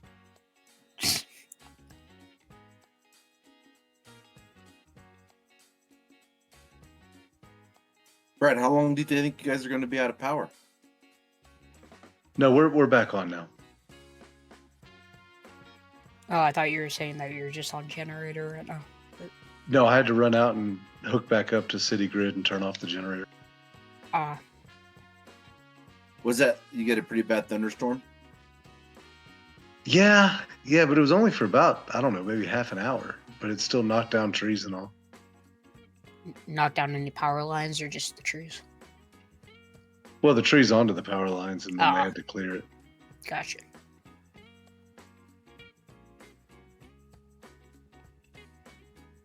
Yeah, thunder hits differently down here. Like it's like God's mad sometimes. Yeah, I think the closest we gotten to that was some strong winds that blew over a power line, but no like thunderstorms or anything like that. It happens so much here. Like the wind like blows the trees over, the rain like saturates the ground, the trees fall over. And like I have really expensive medication that I have to store in my fridge, so it like stresses me out beyond like any reasonable level. I'm just I super totally stressed out. Totally get I'm it. quick I to get used the have a- generator fired up, though. I used to have a shot that I used to have to store in my freezer that went out during the power outage. So Oh my I totally God, get it's it. so stressful. Yeah, and it's like several $1,000s per vial. So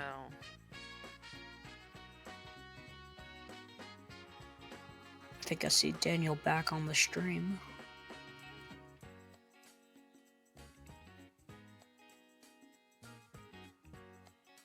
Oh, that's a replay, man. What's a replay? That's a rerun. I'll be Okay, back. before we Only in a do rerun. anything, to our naked eye or to our eyes and also to my true sight, I see this as the true Torcarl, or at least the one we saw when we first arrived in the area, right? That This is isn't correct. like an imposter or anything. Okay.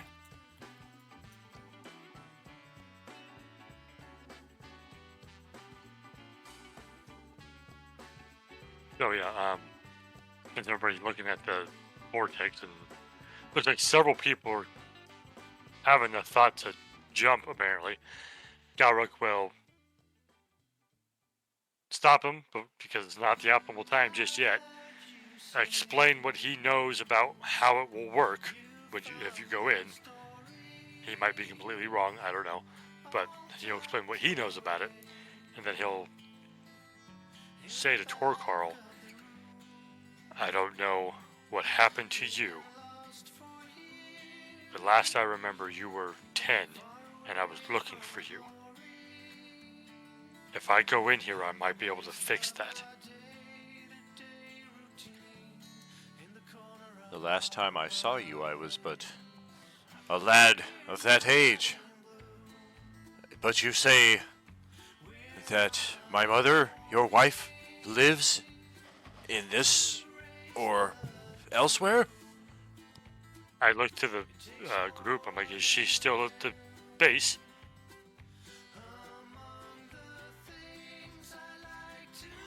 As far as I know. I'm just waiting for Silkus to throw some bacon in, and I'll go running after it. No, I threw it in the corner over here. I turned to Torcarl, like, that is where I left her when I left with them to finish what duties we had and to look for you.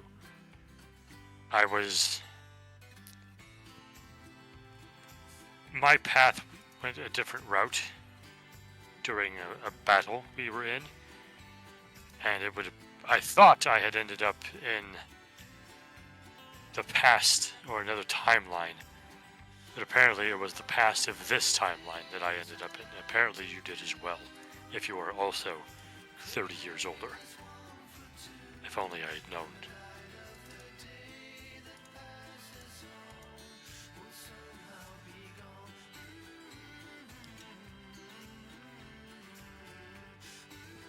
You got the faint image of the Time Mistress inside of the portal itself as Torcarl looks over at his father. If Mother is here, then Then we abandon this madness and we go find her.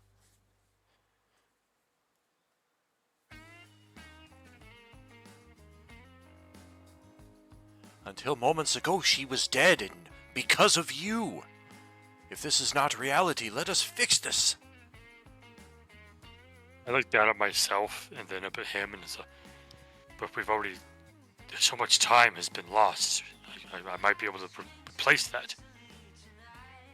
But what if we lose you all over again, never to find you? How certain are you of this? He takes a breath to say something, then he stops. Well, I was 98% certain, but I was also certain I was not in the same timeline as you. So I might have to figure that math.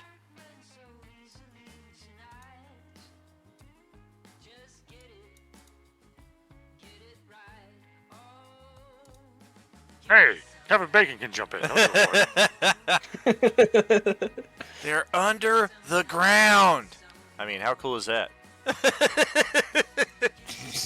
Bacon.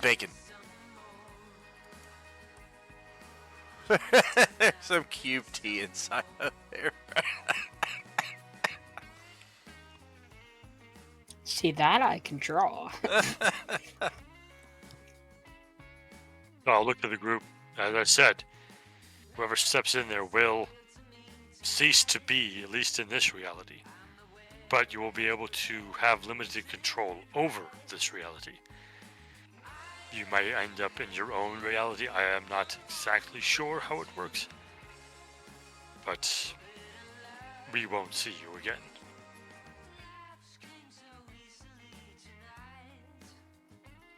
Again, I don't mind, but I will give my shadow cudgel to Zara, because I probably won't need it where I'm going.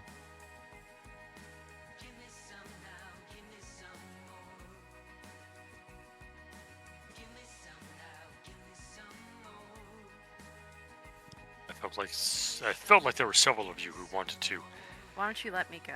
do this task. It has to be soon. I would Alright. also go. Vale says, I would gladly, but I have the feeling I have not been here long enough to truly make an effect.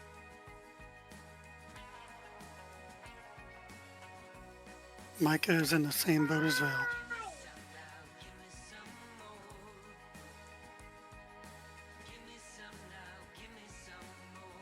Can I give my shadow cudgel to Zara before I jump in?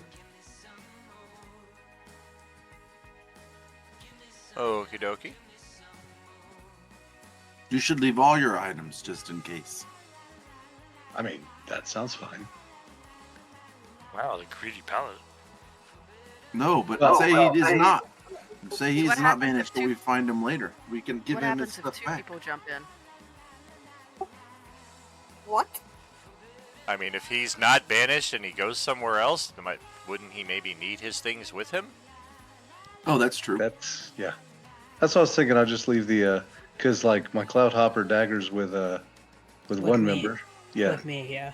and I'll leave my shadow cudgel with her. Maybe my cloak's there. I have revealed this at a couple of our tables already because so far this makes 3 for 3, and the logic is sound. The path is reasonable and makes all the sense in the world, but to avoid a relic loophole of annual subscribers losing characters and passing their relics on to other characters and coming in with new characters with new relics, i.e. the relic loophole, all relics after the point of the Cloudhopper dagger are bloodbound to the character they are assigned to. So you may freely pass them to other characters, but they are normal versions of the same item after that point. The Cloudhopper being the one exception because we already allowed it. It was grandfathered in, but from this point there is no trading or passing of relics. Magic items are their own thing. Those can be unattuned and attuned by the normal 5e standards. Relics are their own little set of rules entirely, though. Daniel?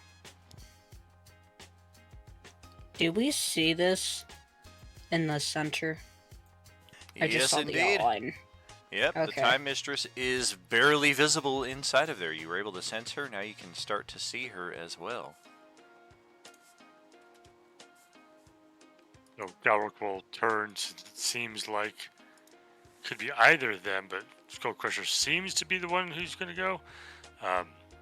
Turns to look at him and say, if you're going, keep in mind how you can make this reality better. Stabilize it, make it better for people. I don't know how much you can change, but at least try to change it for the better. You guys will just see Silkus start like looking towards the center of it and just say, Mistress, IG, can you hear us? I tried to jump in, but Zara's blocking me, literally. Yeah, I think I'm gonna jump in. Oh my gosh. Just imagine the I change don't of have Skull That would be Crusher pretty make. funny if, while I'm talking to Skull Crusher, she just flies in. I'm like, oh, well, never mind. The mistress does Well, I not tried respond to attempts to contact her. She doesn't respond, you said? She does not. Okay. Yeah, Zara Yeah, knew I was Silkus about will to just have a jump in there. defeated look on his face as he just like slumps over in the corner.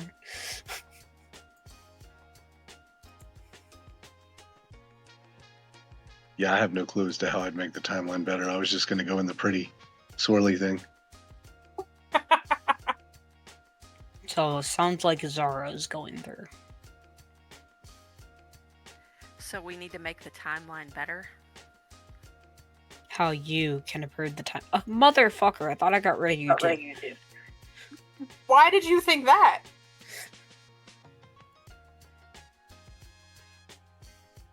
I still have no access to my character, so I'm literally not able to help.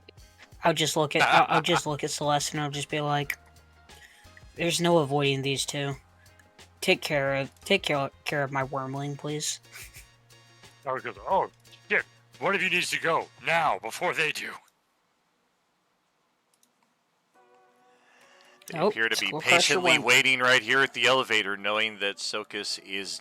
They're going to get you one way or the other one day, even if for some inexplicable reason you escape today.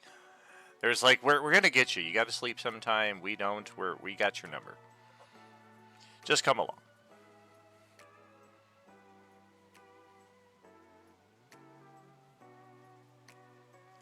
Oh, damn. So what happened? Zara said she was doing it, and then Skull Crusher went in. I'm so confused. She hesitated. I f- You coming in with me, babe? Kinda. Can two people go in?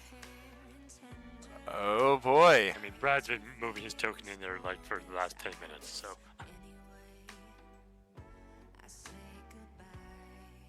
Nice. We went in like Bonnie and Clyde, or oh hell, what were those two females? Thelma and Louise. Ha! But you're both going in? We're losing half our party right now? Well, The she'll time make sure I mistress don't do appears something before stupid. you and speaks gently. Your commitment is noble. The life force of one will sustain. Return when the decision has been made. And you are both thrust out of the coalescence nexus here. Torkarl gets shoved back as Skull What the Crusher gets hell? pushed Well, that's into his face. bullshit.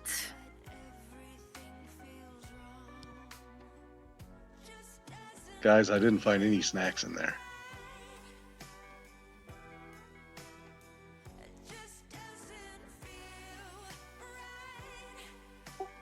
It must be me if they have been rejected. See, I told you, you need magic ability. You don't. Cedar, if we you just take need to choose one step person. towards that thing, I am tackling you to the ground. Galric goes over and closes the door. Dang it, why does it put my token behind yours? I vortex warp. I'm back.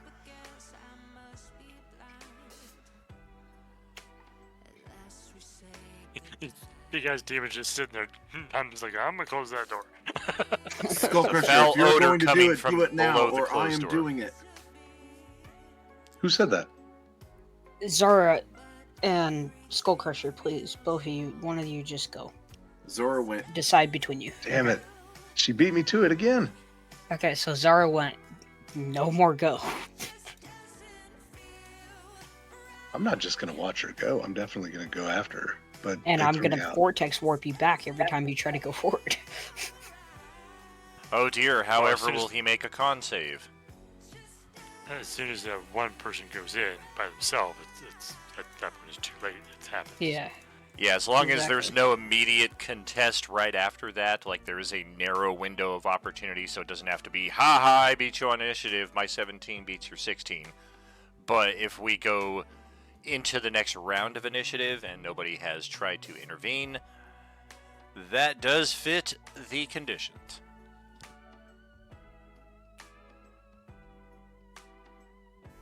I Zara was promised a lifetime Fireheart, of pizza. why have you chosen to give yourself to this Nexus? It seems like the betterment of the entire existence.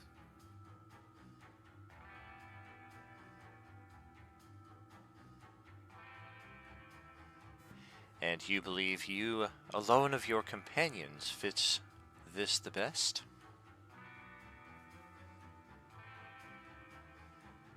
Well, she does beat Not me that- on charisma, intelligence, wisdom, and a whole bunch of others.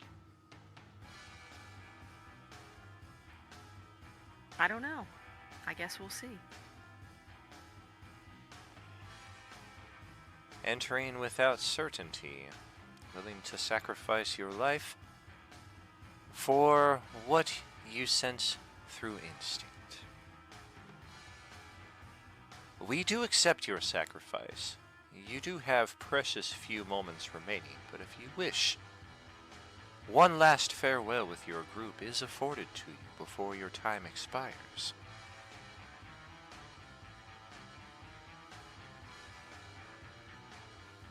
It's been an honor fighting with everyone here in the group.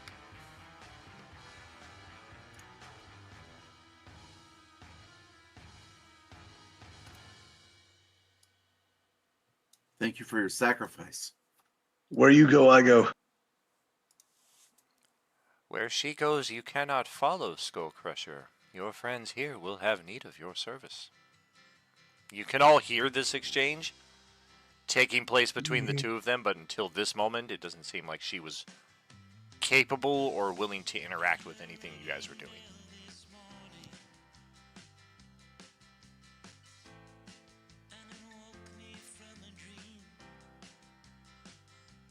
Does Skull Crusher get flung out, or? He is not flung Damn out, it. but rather he takes 45 points of force damage. And this damage will be repeated every round. I'm gonna vortex warp him out. Does he contest? Skull Crusher. I'm thinking.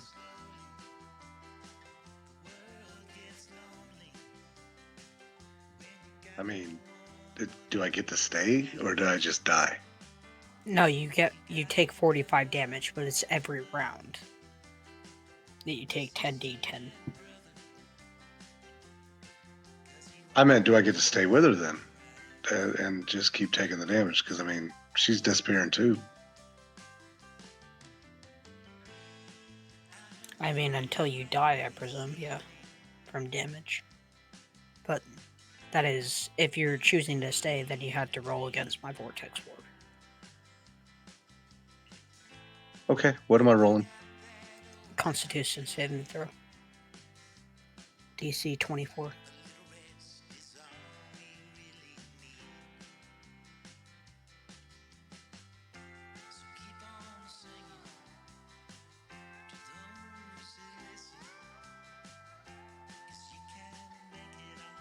Now he fails one. What the?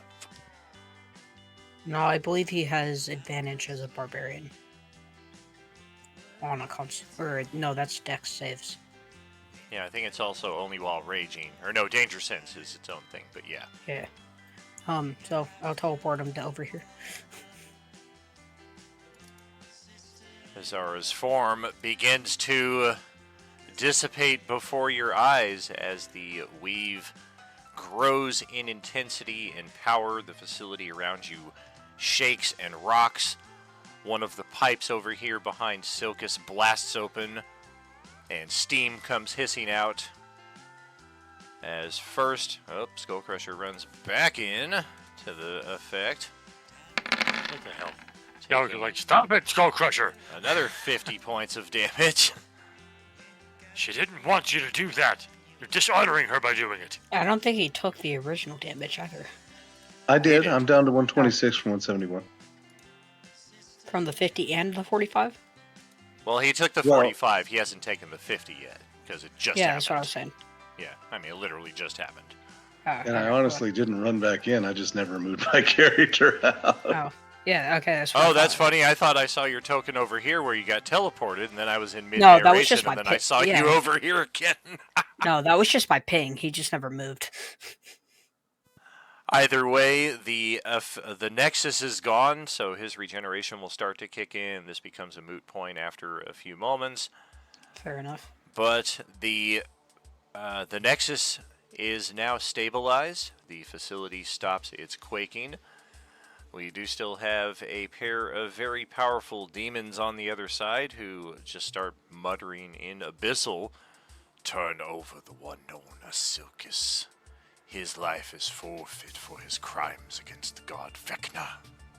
What crimes are you talking about? I do speak Abyssal. Come with us and speak for yourself at your trial. Remind me. I'm fine with going down and greeting those dudes.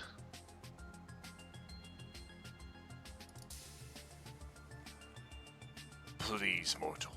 Your weapon cannot touch us. You cannot even scratch us with your most powerful attack.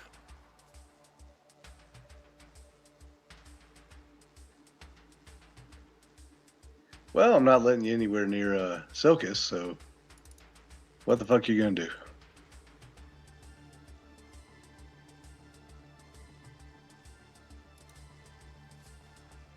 We'll start with that and render you speechless and unable to move. At least for a round. And then we'll look back at Silkus. Storm, stay with You allowed them all to defend and lose their lives for you. I'll teleport up and just... I'll teleport behind them and just look at both of them and just say, alright, let's go then.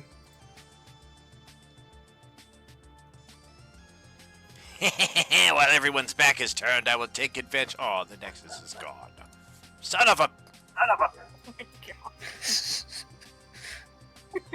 Garrick will call out. You're funny. Garrick called out to Silkus. What are you doing? Since when do we do what Vecna wants? We cannot avoid this. This is one thing that, as you did with the Chosen of Takesis, I have to do. Bull. Let's just fuck them up, then they can't bother you. That won't be possible, trust me.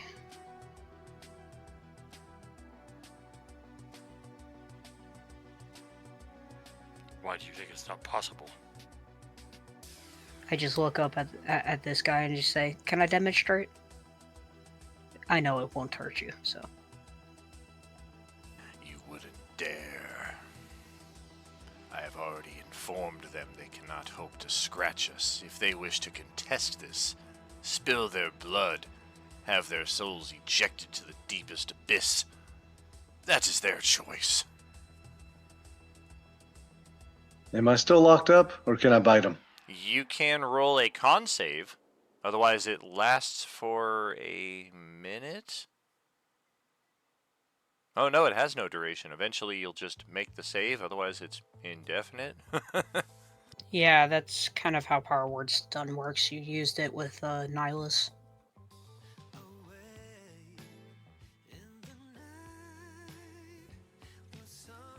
Yeah, you are currently stunned at least for another round.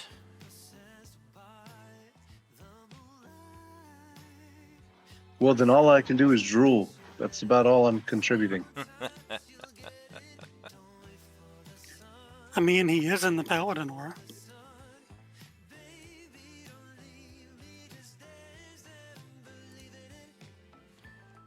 The demons have said what they wanted to say. If you guys want to fight them, if you think you can defeat 2 guys that have the invulnerability spell placed upon them, we've already tried to scratch them up above and discovered that we can't deal a single point of damage to them.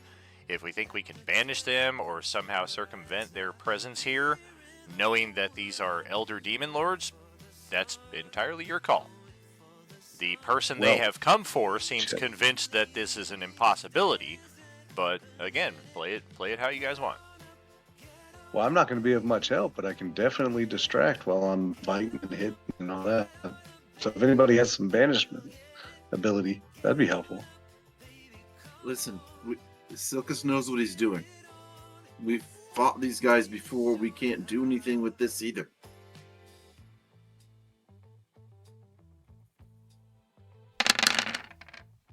Just like Zara, this has to happen. Have y'all ever known me to be reasonable? And Skullcrusher's in a tenuous state here, being stunned and within 5 feet of the Baylor Lord. So that's fire damage that you take at the start of your turn.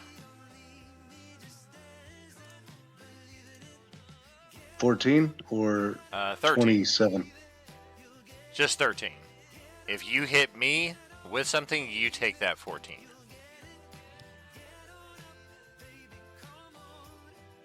And then I also regain 6 points.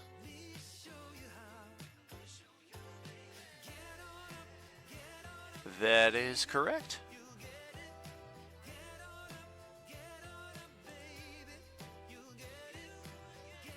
I'm not a big fan of letting another one of our teammates just disappear. Period. I don't think anybody is a big fan of it. But I don't think there's anything we can do. I think we all literally have nothing. We have nothing that we know of we can do. That's never stopped me signed before. his soul over to Vecna in blood. You wish to contest it. I do. This is the best chance you will have.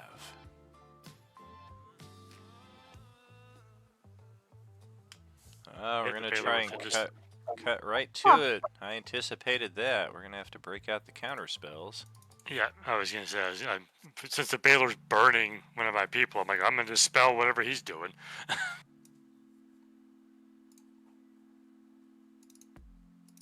Okay, let's try. Y'all are welcome to walk away, but as soon as I'm free, I'm hitting. I mean, if Dispel works, I'll go for it. I just didn't know we had that. Okay, so that is that. Let's start with the Baylor. Which one are you dispelling? The Baylor Lord? The one that's burning? Galric. Galric is dispelling the Baylor. Whatever Okay. spells are on the Baylor, he's trying to dispel them. Gotcha. So we're going to try this right here. And did you just use the level 3 version of Dispel? I did. Okay. Right now we've got a counter in play then. Do we have a counter on the player side?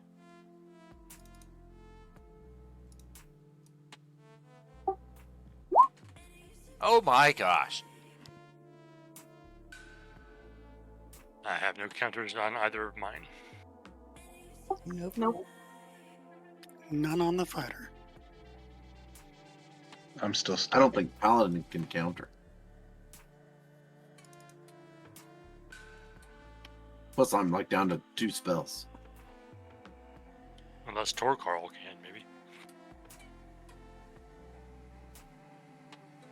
Torkarl does not have that. He is not magically inclined. He appears to be of the fighter persuasion.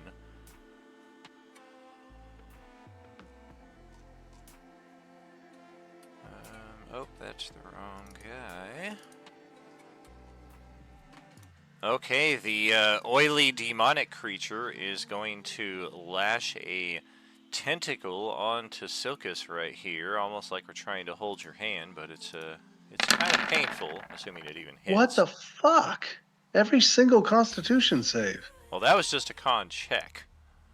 So I think you're missing 5 points right there, but even still, it would be a few points shy. 31 will definitely hit Silkus for 19 acid, and we are going to establish a little handhold here as part of that. Magic Keeps circle. trying to cast that magic circle that takes a minute to cast. Yeah, that's gonna be a time-consuming affair right there, but you can certainly begin the process. Go. I don't know what else I could do. Which one countered me? The Baylor. Okay, so I tried to dispel him, he countered it, and I just kind of chuckle. If you're so not afraid of what we can do to you, why did you counter me?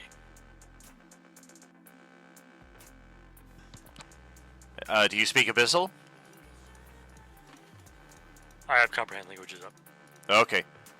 Yes, I should foolishly remove my defenses to make it easier for you.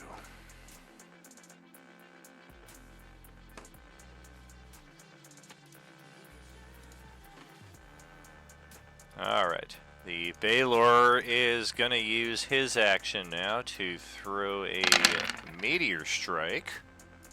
Hey, Terry can turn off her computer. I mean, she's done for the night, right? Not just yet. Wow, that is some piss poor damage. Look at that. 6 dice 6 came up with 3 1s and 3 2s for a total of 9 points of damage. Yeah, that's my kind of rolling. Yeah, it is. Or wait, I have to dive and do this. I thought it was just summoning a Meteor Strike. Never mind, I'm not trying to move and do that anywhere. I was going to just throw like something back here and hit people with it. But if that's not the case, that's not the case. Instead, our oily guy is just going to call it a day. Bum, bum, bum, bum, bum, bum, bum. Okay, I break free. Can I go ahead and start wailing? That's negative. You've rolled like 9 times in the span that I've taken 2 turns, so I'm going to just plane shift and get out of here, and now you break free and there's nobody to attack. What the fuck? I lost Silkus and I lost Zara in the same fucking minute. Dark, as promised. Today sucks. Torkarl kind of looks over at Galaric a bit cautiously and takes a step back into the elevator. Is that it? Is it over? And we can all faintly feel the essence of Zara and the choice that is to be made for our Tuesday table. We got a few more things to wrap up here, but this will be the major aspect. First and foremost, I think I already revealed this for the Monday night table last night, but if you didn't catch it, the first benefit is going to be the reveal of the regional map here. Everything has been unlocked. That is going to make planning our routes ahead significantly easier. This information will be given to us by the Time Mistress during our downtime, but just a sneak peek of the realm ahead. Look at Acererak chilling out way out here in the western reach. That might be his home base. It might not. But let's see, Tuesday. Yeah, that is an important distinction. That's something I was going to do randomly also.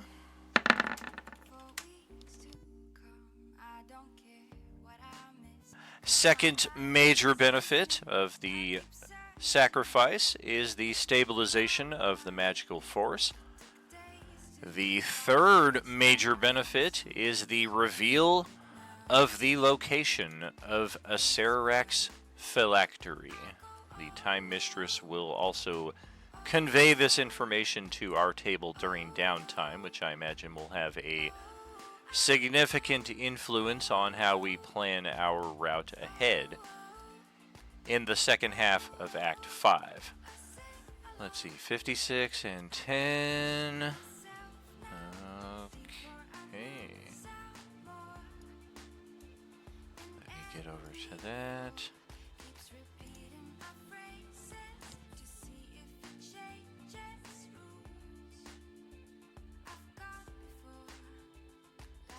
Oh, damn. That is interesting. Okay. This is the location of the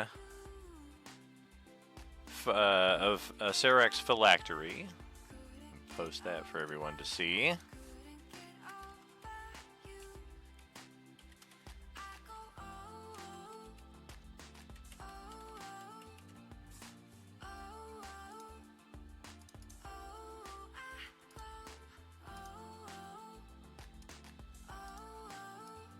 That is that.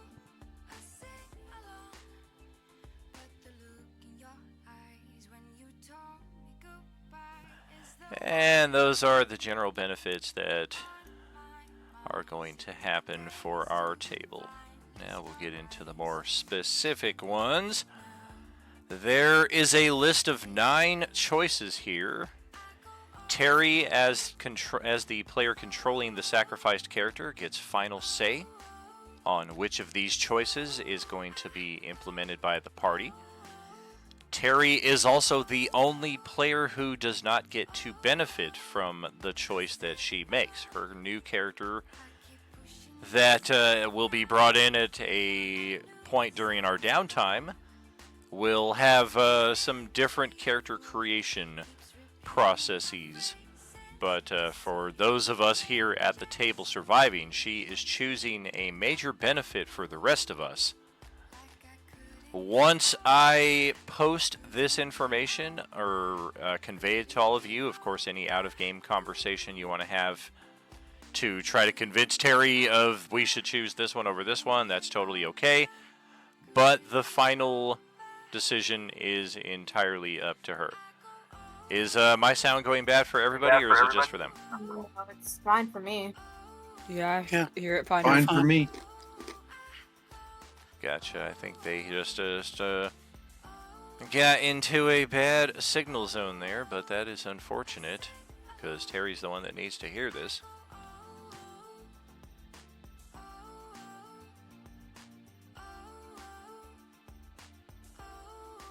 He said it's fixed. I'm not convinced. Alright. The Time Mistress will grant the sacrificed character a final request to be bestowed upon the surviving characters. It should be noted that Richter's replacement character will also benefit from this, even though you've not yet brought this character in. That is one gray area that I talked about with Johnny the other day. But yes, your character will benefit from this, even though they're not technically in the party yet. Gotcha. I'll apply it to him later. Very cool. Alright, Terry, here is the list. There are 8 general choices, and then there is 1 table-specific unique choice. So every table had the option between these first 8, and then every table gets their own to choose from that point. The gloom vision for every character is now on the table. Especially useful if your character has 120 feet dark sight, if you've got devil's sight, anything of that nature. If your character's sight has been restricted by the gloom to where you're only able to see 60 feet, that is something we can alleviate. I am not posting it, I'm just saying it right now. But we will go through that.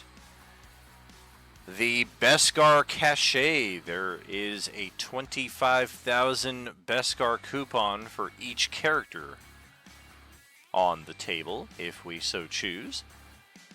This is one I don't think our table will choose or can choose, so it's kind of just a skip over, but just for completion's sake.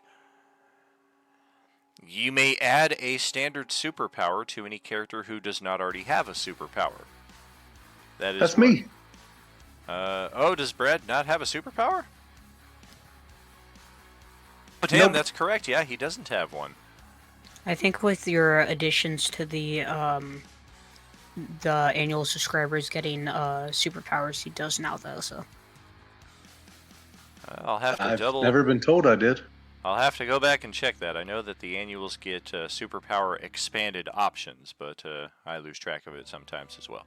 I thought you posted something about single annuals getting standard and double annuals getting standard and triple annuals getting elevated or not elevated, sorry, the alpha level. Well, I don't have anything on my sheet. I could be wrong. I thought I saw something about that though. Okay. Most recently, I added...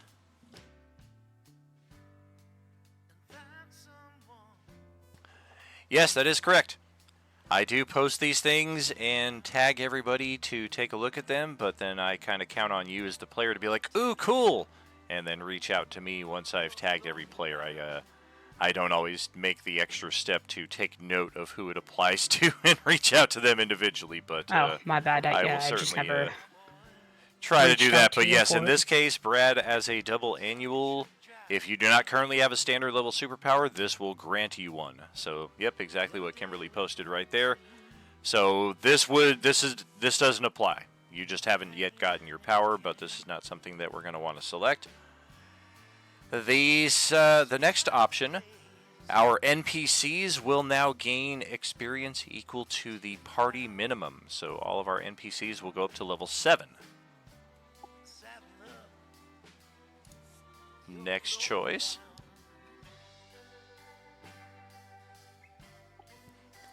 A very rare magic item access added to our weekly mercantile will be available for this table and this table only.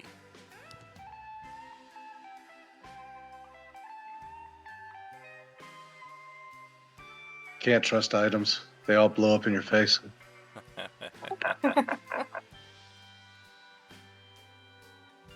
Going back to something a little more basic, but tried and true, they have saved our butts more than once.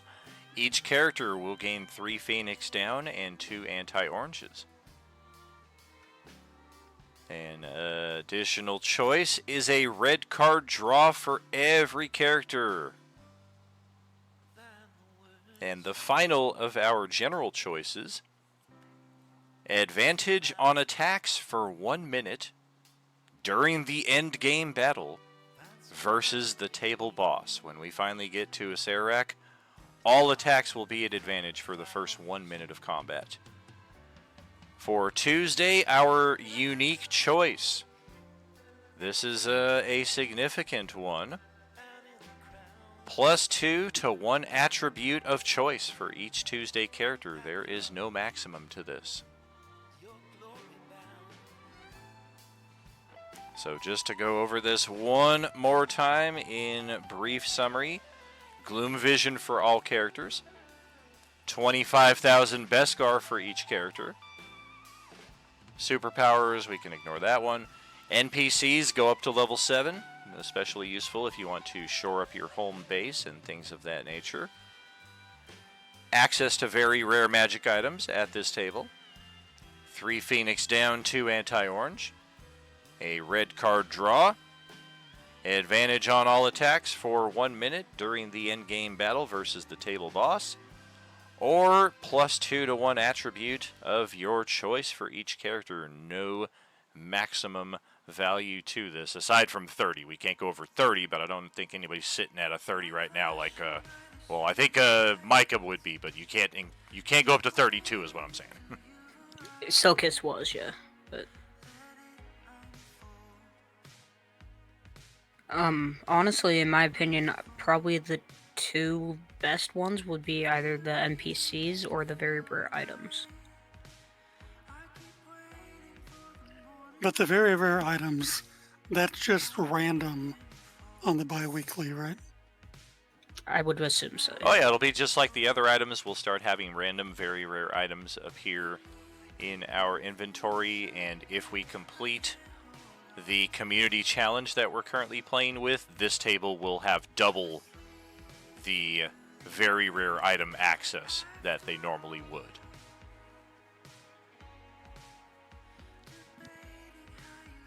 On a different note, I got to figure out how y'all are getting AC so high. I mean, I'm a barbarian tank, and yet I'm always a lot less. What are you at? I mean, I thought I was the highest at 20. I mean, I'm at 17, so you guys are fine.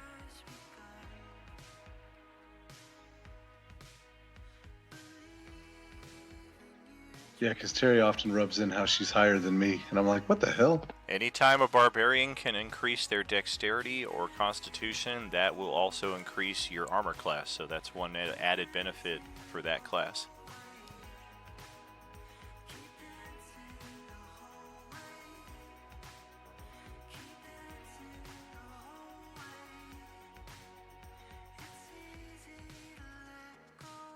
So I'm hearing a lot of agreement for the NPC, but I'm also hearing a lot of agreement for the red card and the +2.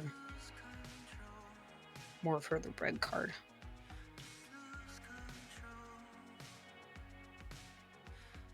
Of course, this is Zara's decision overall anyways, though. Which is great to give a decision to somebody who's so damn indecisive. Oh, I know. I wasn't gonna say nothing about that. Tell me if you want me to make it for you, babe. I'll pick I red can't even card. figure out what I want for dinner half the time, y'all. Well, having the party Alright. input could be very useful in this respect, at least. Oh, I've been writing it all down and listening. Any final thoughts on what everybody wants? Yeah, red card before it is. I make my decision. Honestly, from the two decisions, if you're deciding between the NPCs and the red card, I'd prefer the NPCs, but it is up to you. Both are good. Is there anybody I haven't heard from? I think everybody gave their opinion on the chat. Okay. Oh, chat maybe. I was about to say I didn't hear from like I've just Cedar been- and some others. Yeah, no, I just haven't been. I've just been talking. I haven't been chatting. All right, let's see. Drum roll. I think we're gonna go with the red card draw. Ah! Woo! Alright. Gold Crush is the only category because he might be able to eat it because of the card. Well, or it might be shiny. Can you add an unlimited pizza card so we can just have pizza delivered whenever we want? No, because y'all will kill the damn driver. Yeah, that's what I was gonna say. I'm just gonna shoot down the driver from the fucking. That is our second table to choose the red card draw. Hold on a second here. We already Who got pulled one on the the comment? top. Okay, I was like, who pulled? Oh, the are you comment? drawing now? Wow. 1 second. Gotta make sure. Oh yeah, we've got the bad cards in here too. So let me Hold take on, those out. Let me pull up another tab so I can have my other character sheet. Don't want that. Or that. Yeah, this one will take a moment. We've got all 23 cards in here, so I gotta take out the bad ones. So you're leaving just like the really, really, really, really good red cards, right? I'm just leaving all the red cards.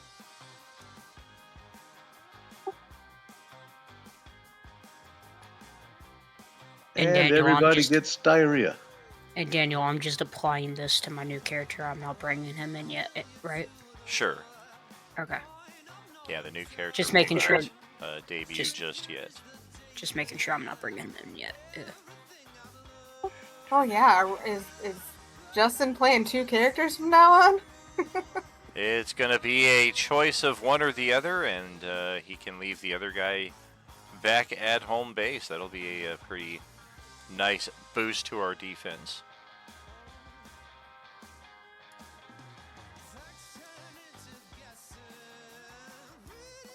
Am I picking a card for each character though?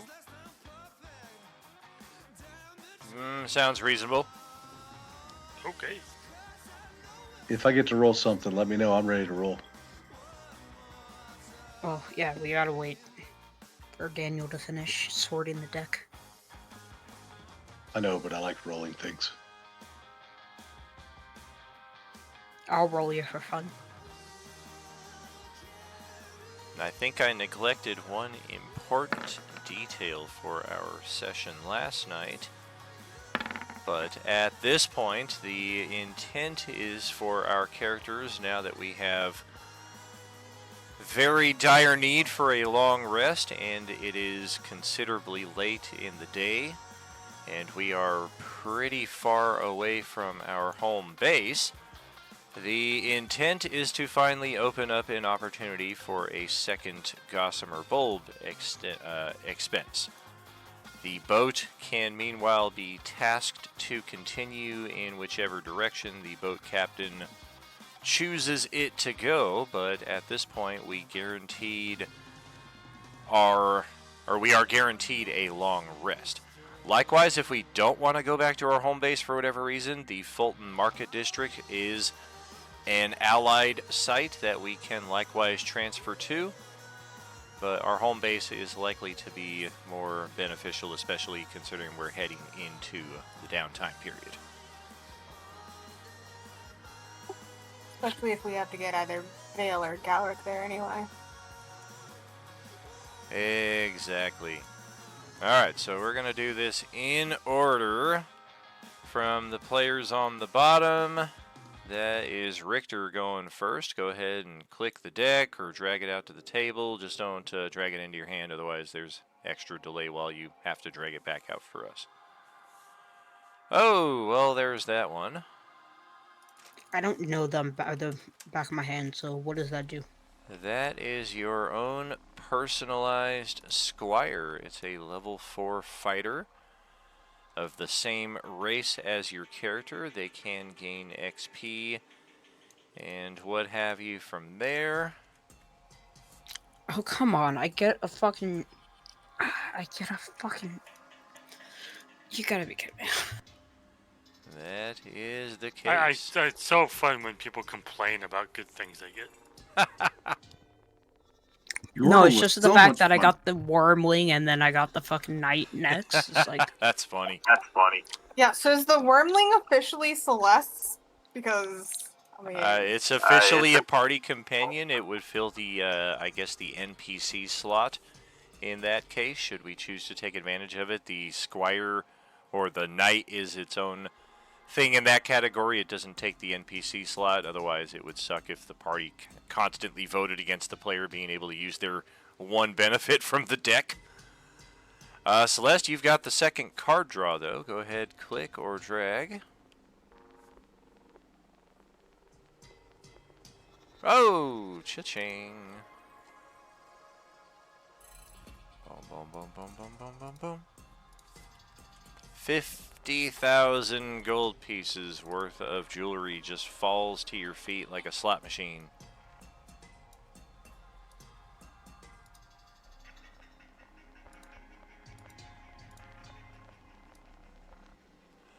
Up next would be Micah. Go ahead and click that deck. What are we looking for? The throne. Oh, gosh. We get that now. Fug. Redraw? Redraw? I'd do a redraw. I don't care. Yeah, I think I'm going to take the throne out of the deck. I had to create some pretty extensive plots just to include the first round of them, and I don't want to have the whole plot deviate in our second half. Just Does to that include make you the another king? stronghold. All right, go ahead, click again. I've taken that option out. It would be especially funny if more than one person do that. Exactly. Yeah, it's totally possible to get more than one knight too. That starts getting a little burdensome on the action economy, especially if players are not efficient. Oh, looks like he took it into his hand this time. You're gonna have to drag it out to the table for us to see. I don't know how, but it's the moon.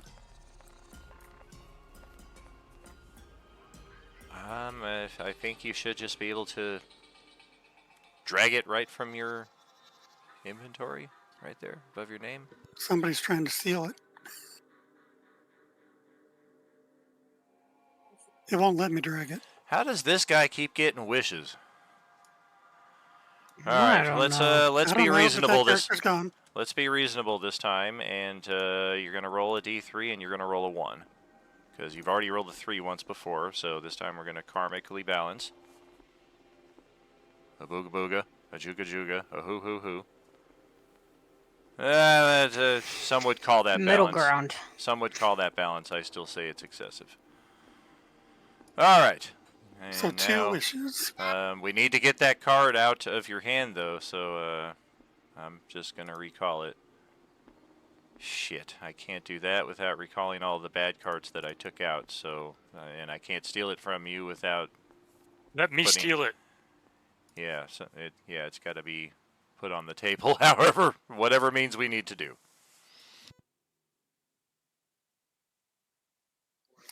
I'm clicking, dragging. I don't know what to do with it. Approve me stealing it. All right, steal it.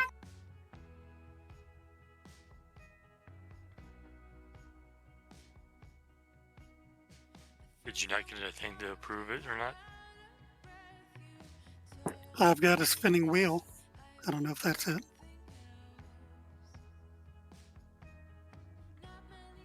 Trying to decide.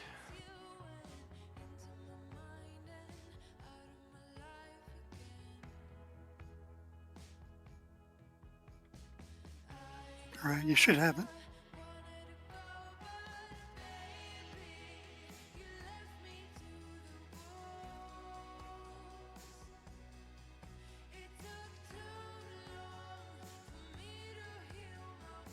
Justin's turn. Okay, One second. I'll reset. 1 second, it's on. Now it's loading over here on my side. Okay. Okay, there we go. Justin, for which character? Let's go ahead and draw for Vale first. Okay.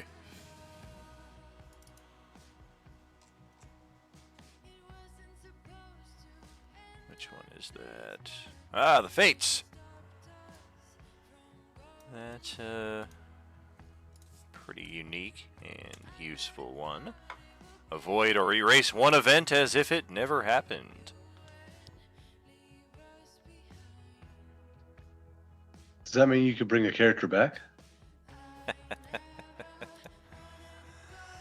Questions like that are exactly why, as part of the Coalescence Nexus event, I was very specific in saying even a countermeasure provided by the deck of many things would be powerless against this Nexus instability. So to answer your question, did. possibly You did. yes. In the case that you might be thinking of, no. I could maybe help Silkus, though. Yeah, who says I wasn't thinking about Silkus? I know you. You weren't thinking about him. All right, Grant, you've got the next draw here. Did you want me to do Galric or no? Oh, I'm sorry. Go ahead, Galric. My bad. Forgot you get 2. He got 2. Take that Nexus off the board, too. The Comet. Oh, that's not such a good one. Although this might be one of the better times to draw it, going into the downtime event. If you single-handedly defeat the next hostile monster or group of monsters you encounter, you get a level. Otherwise, this card has no effect. I had a player draw that on the Sunday morning table as well, because they also chose this option from the 9 provided. And it's something that we might be able to work something out, but it'll likely still come down to the roll of the dice. As far as if there's an encounter, and then the degree of what the encounter is, and then we can discuss it from there. And if I roll top initiative, somebody freaking remind me. If you did what now? I said if I roll top initiative again, someone needs to remind me. Oh gosh, yeah, that's right. Terry's like, I don't like that card. Oh man. Okay, let's shuffle the deck again, and then it is Grant's. Oh wait, I'm missing a card here. What happened? Oh, it's all the way off the... Oh, the gem card somehow got tossed off of the deck out to here. Alright, let's throw that back in and shuffle it. And then, Grant, it is you. Go right ahead with your draw. Oh, is that again? Oh, man, it's the moon again. So many wishes. Okay, Grant, 1 die 3. How many wishes does your character get?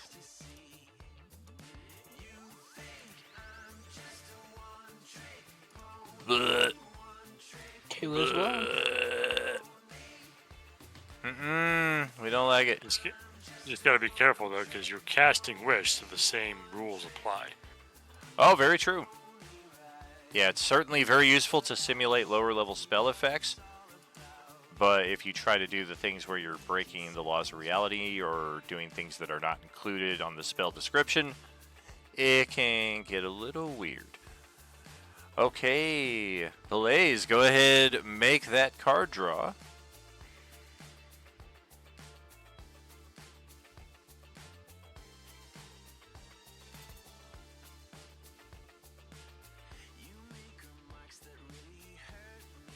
He drew it to his hand. Yeah, looks like he took it to his hand, so... He said to click on the deck, so I clicked on the deck.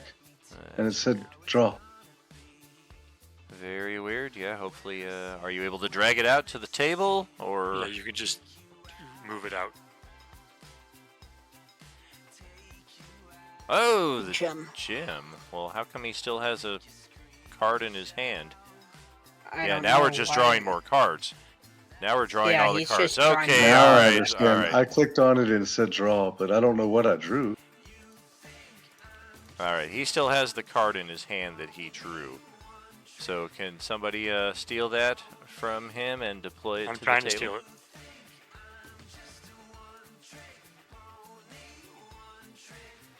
Approve Yes, my I- steal. I got it. I did. For some reason. He got the star. Oh, okay. Oh, interesting. That's one we were just talking about. That's handy for a barbarian. Increase in ability score by 2. It cannot exceed 24, so if you choose your dex or your con, as long as it's not going over 24, that's legal, and it will improve your armor class.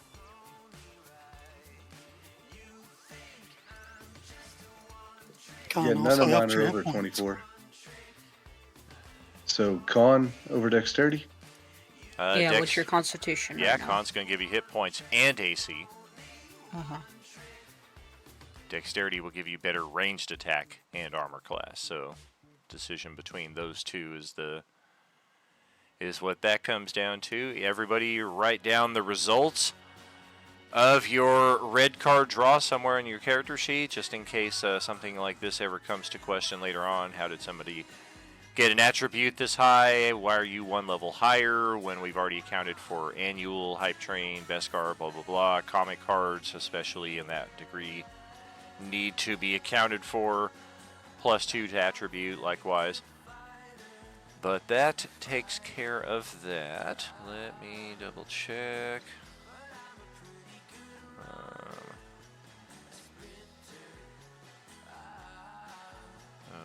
Okay. Very interesting. 3 down, 3 sacrificed characters. Thursday will be our next one. We've already got a character in the Nexus. As we begin that session, who's got the Gossamer Bulb to expend? And do we want to go back to home base for downtime, or do we want to go check out the Fulton Market District? This is gonna be funny. Silkus has one. Oh dear. I mean, I do too, but you. Dang it! So I increased Constitution by 2, but it didn't change my hit points. That is something you'll need to manually account for. If you improve your con by 2, it basically means you get 1 extra hit point per level, so you can manually add that to your maximum and your current. But the AC should automatically track. I think that macro exists on the character sheet, but the hit point thing is something you just kind of have to eyeball. Okay. Yes, sir. You said 1 hit point per level. Correct.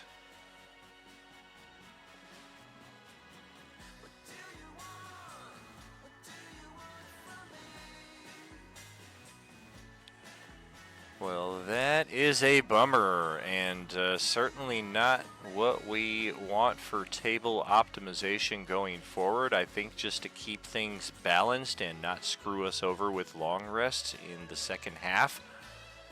Richter, your new character, has a Gossamer Bolt. Works for me. So I'll do the same thing with any other tables that find themselves in the same predicament here, because, yeah, 1 long rest for August through April is not going to work. I mean, I can see us making 2 long rests for an 8-month stretch of gaming, work. It does sound like a long time, but I mean, we basically just did the same thing over the last 8 months. But one long rest, I don't see that working out too well for us. So I will send a mental message to my ship to just travel south, I guess. I don't know. And then I'll use the bulb that I have. like do the about face and then go down the South River here? Yeah.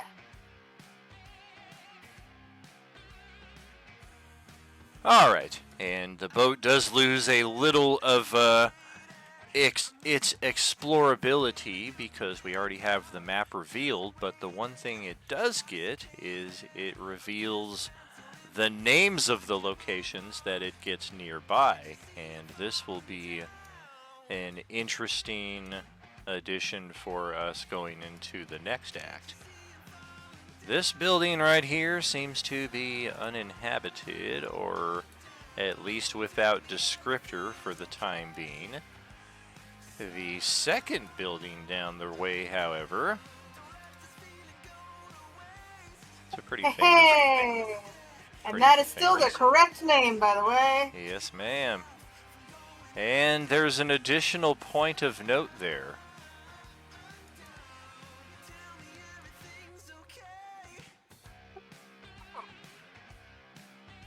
We got ourselves another Coalescence Nexus point. If we thought that was the only one up here, that is not the case.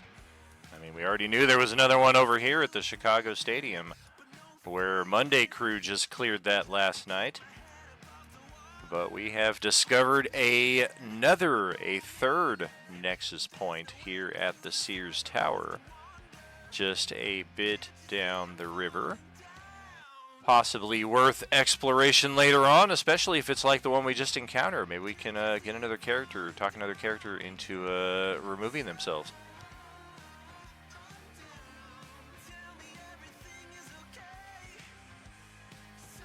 That being the case, we are all set here, friends. We are able to gossamer ourselves back to home base. Monday, likewise, has done the same. We are only a few days out from our downtime officially kicking off. If you didn't catch the tag posted earlier, if you want to get that double downtime bonus and the guaranteed success on one of your rolls, hit me up with that ASAP. I've got a spreadsheet that's almost done, and hopefully I don't have to redo all of that in the days right before.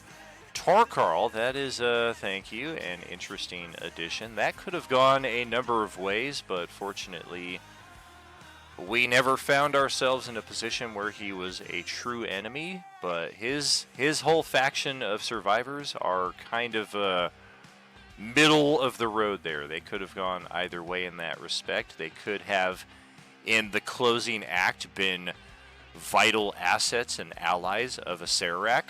Just truly heartbreaking considering the attachment to one of our characters.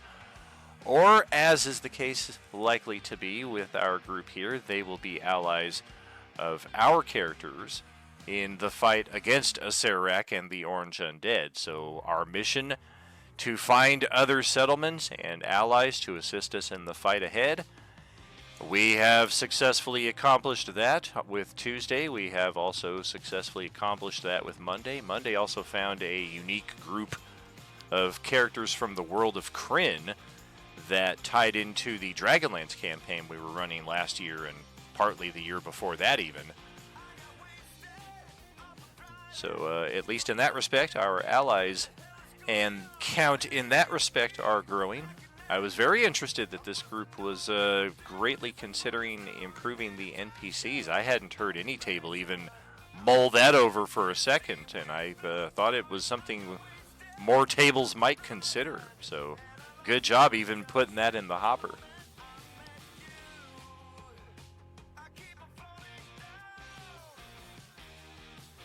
So does he go with us to the base? He will come to visit during downtime.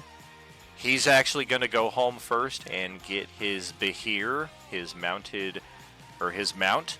that blue lightning Draco thing that he was riding the last time we saw him. He also wants to bring some of his friends with him to come check out and make our alliance a bit more formal. That's all stuff we can knock out during our downtime period to come.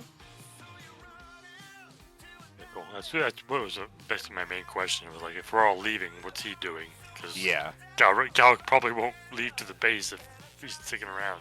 Very true. Yeah, that totally makes sense, and that was something I meant to address. I just I dropped that ball in the juggling process, so thanks for helping me pick that back up. Any other questions? This is the time I'm going to open up to you guys. We've played almost a year of this campaign. It kicked off last August for Act 4. We took our brief break during the holidays, picked up with Act 5 in January. It's been a straight shot ever since, 6 months plus of straight gaming. And this table, like all our tables now in our community, are very stable. We've not had a lot of moving around or need to fill vacancies. Occasionally a work schedule might change, but thankfully with the 6 tables that we have going on here, it's very efficient to just kind of move one person from one table and the other person from another table to kind of keep things even. It's worked out for us a number of times. This table, however, it's definitely a special one. This is the table that started all of it back in January of 23. And especially for players like Grant, Terry, and Brad, you guys have been here the entire time. J-Man, I don't think started with our Tuesday crew. I think he was kind of in and out because back in those days, Don and J-Man were kind of at every table there to assist new players with learning Roll20 / learning 5e. And eventually, he and Don settled into tables as full players, as they should. But for Grant, Terry, and Brad, you guys have been here pretty much since the beginning. Grant, definitely, he was here in session 1. I think Terry and Brad rolled along in like sessions 4 and 5. So it's been a long road coming, and it's been a joy and an honor to play with each of you. Richter, Kimberly, Johnny, joining in with us over the last year, the last 6 months as well, and it's been a solid table, and I look forward to seeing what you guys accomplish in our second half right here. Right, you're just at about 1 year coming up here, July. Very soon here, 1 year for Kimberly. That year just freaking flew, like I can't even believe. I'm partway to my second year here, so. Yep, very quickly as well. But any thoughts, any comments on the campaign so far? I open the floor up to each of you before we call it a night. Just what I need to do about the superpower, because I remember it was random for the others, right? Let's knock that out right now, as a matter of fact. Let's roll a die 13 for me, please. Where was that post made, by the way? It's in the table info channel. Would that be a D10 plus 3? Nope, it's a die 13. If you're using the dice roller, it will not work. This is one of those times you will need to use the manual dice roller, so just copy that /r space 1 die 13 that I posted there, and it'll give you the results.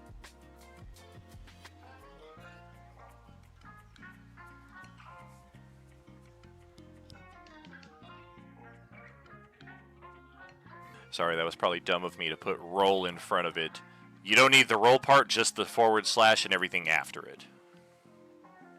I meant to put use /r.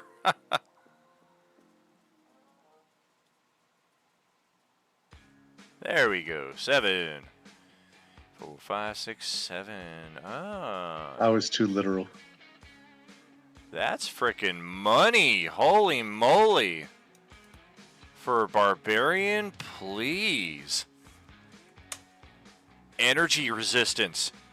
Like damage resistance, except it applies to all energy types, including toxic radioactive. Since you are an annual subscriber, the rest of it does apply. You can spend a force point to give this resistance to an ally within 5 feet of you. And you can spend an inspiration point to just be invulnerable to any one energy attack directed in your direction. If you're in rage, this effectively means you resist all damage. That's pretty awesome. Yeah, that's perfect for a barbarian. Thank you. So that's an ability you'll want to copy over to the features and traits on the right side of your character sheet. Just hit that plus button to create a new block, copy the text over into it, and that will ensure its usability in the future to come. Thank you for reminding me of that. Any other logistics we need to cover? Otherwise, back to you guys for any comments.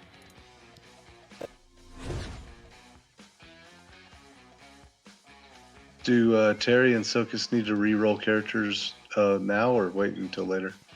Not just yet. Terry is going to be invited to a very secretive channel for only herself, and actually I think other players can see it, but there are only 3 players who are going to be active participants in it. 3 players estimated yet to join over the next week, but right now it is Johnny from Sunday morning. It is Katie from last night who sacrificed Dewdrop. That was a definite shocker.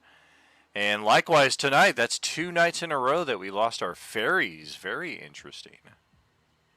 Oh god, it's gonna be Fae bullshit now. Yeah, we had a tabaxi on Sunday, and then we had two fairies between Monday and Tuesday. So yeah, this will be very, very interesting to see how that plays out. And I think, oh goodness, I forget. Sunday night, Hilda already. Oh my sacrificed her God, character. that's right. All three fairies. Mm-hmm. Yeah, because on Sunday I mean, it's night, not Hilda. I'm forgetting her other character's name, but Puck. Thank you. Yeah, then on Thursday, Celestiana is the one that ran in. I don't think she's playing a fairy, but she is a druid, I believe, and I forget what race her character is. And then I think it is Wednesday that is still our undecided, as we have approached and yet. I still have no idea what's going to happen. Yeah, I think one player thinks they found a loophole, but I will disappoint them with great glee. It's certainly not going to be Fia. It's not going to be Zavara, so there's a ton of options left. Yeah, pickings are slim there on Wednesday night. We've got Manuel, who has also made it pretty clear he doesn't want to. Moahula, who has not said one word one way or the other. Spartan, who seems kind of built for this, but I think he's gonna try to pull an ace out of his sleeve right there. And I already, if he's doing what I think he's gonna do, then as I said, I have some disappointing news for him. He's gonna try a card, isn't he? I don't want to spoil his play.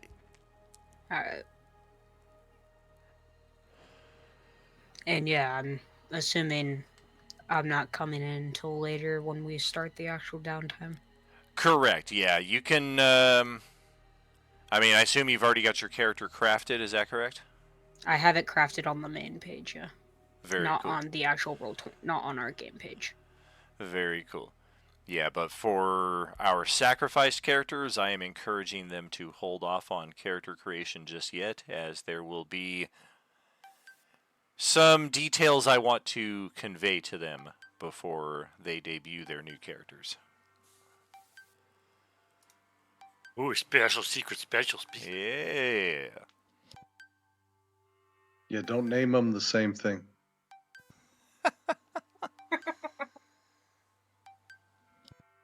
Although we should be able to put a numerical number next to them. That would be easy. I am Arm Ripper the Third. I think I'd be up to like the 5th by now. No, probably the 7th, but you know.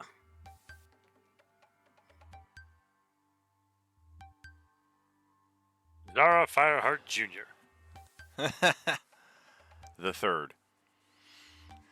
Well, goodness gracious, friends, what a joy, what an honor to celebrate a mid-season finale with a group of friends such as yourselves.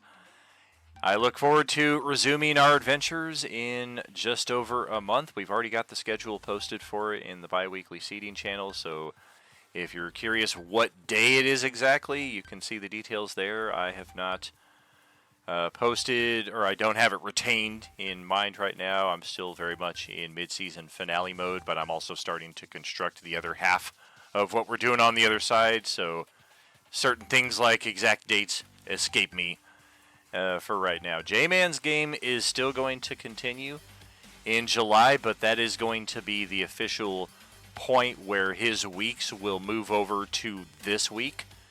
Going forward, when we do the full return, J-Man's game will be on week A. So I'll run my Sunday morning and the Monday night, and then he'll do Tuesday night. And then on the opposite week, after I run Sunday night, that'll be our Tuesday night game. So most of us are involved in both of those games anyway, so it's not really a whole schedule change in and of itself. But for Johnny, that's definitely an important distinction just to note. This Tuesday game will be on the opposite Tuesdays when we resume in August. That just means I get to play every week. That's exactly one thing that I had in mind as well. Players like yourself who were involved in both Monday and Tuesday, it does allow you to spread it out a bit more in that respect, and it also conveniently places each half of the coalescence on each half of our gaming week. So we've got one Cringe Chicago, one Orange Enemier, and one Cyberpunk Waterdeep on each gaming week, as opposed to one Orange Enemier and then both Cringe Chicagos back to back, and then it was a little weird on the schedule. So I think this is going to be a lot smoother for our gaming going forward. Jay's game, I believe Jay's game is still next Tuesday, and then we're going to have, I think, back-to-back, where his game is next Tuesday and then also the Tuesday after that. Check the bi-weekly seeding channel. I think I've posted the correct dates. His schedule will change in July, but our overall gaming schedule will change in August, if that makes sense.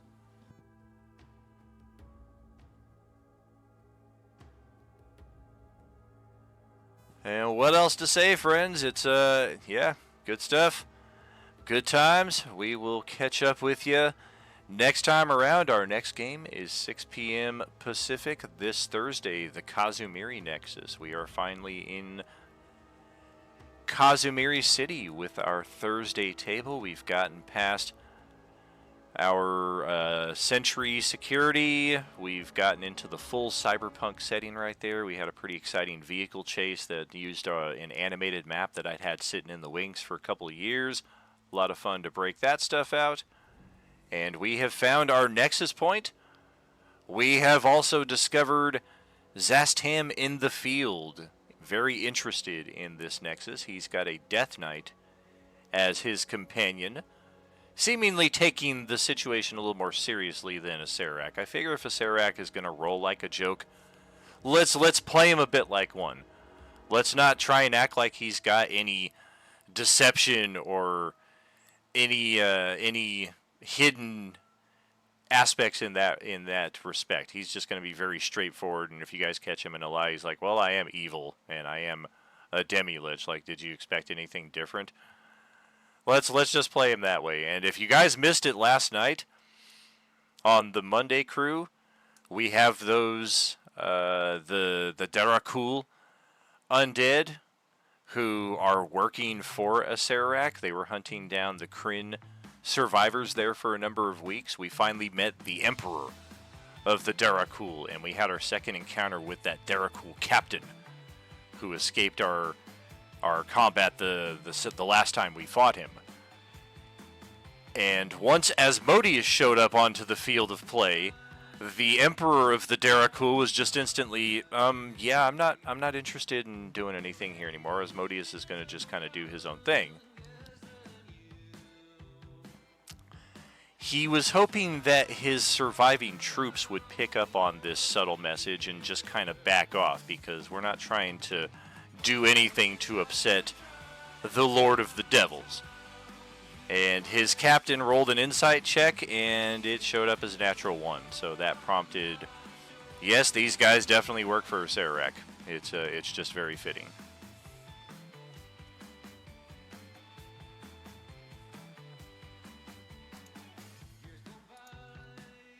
that all Well, that being was a lot of fun.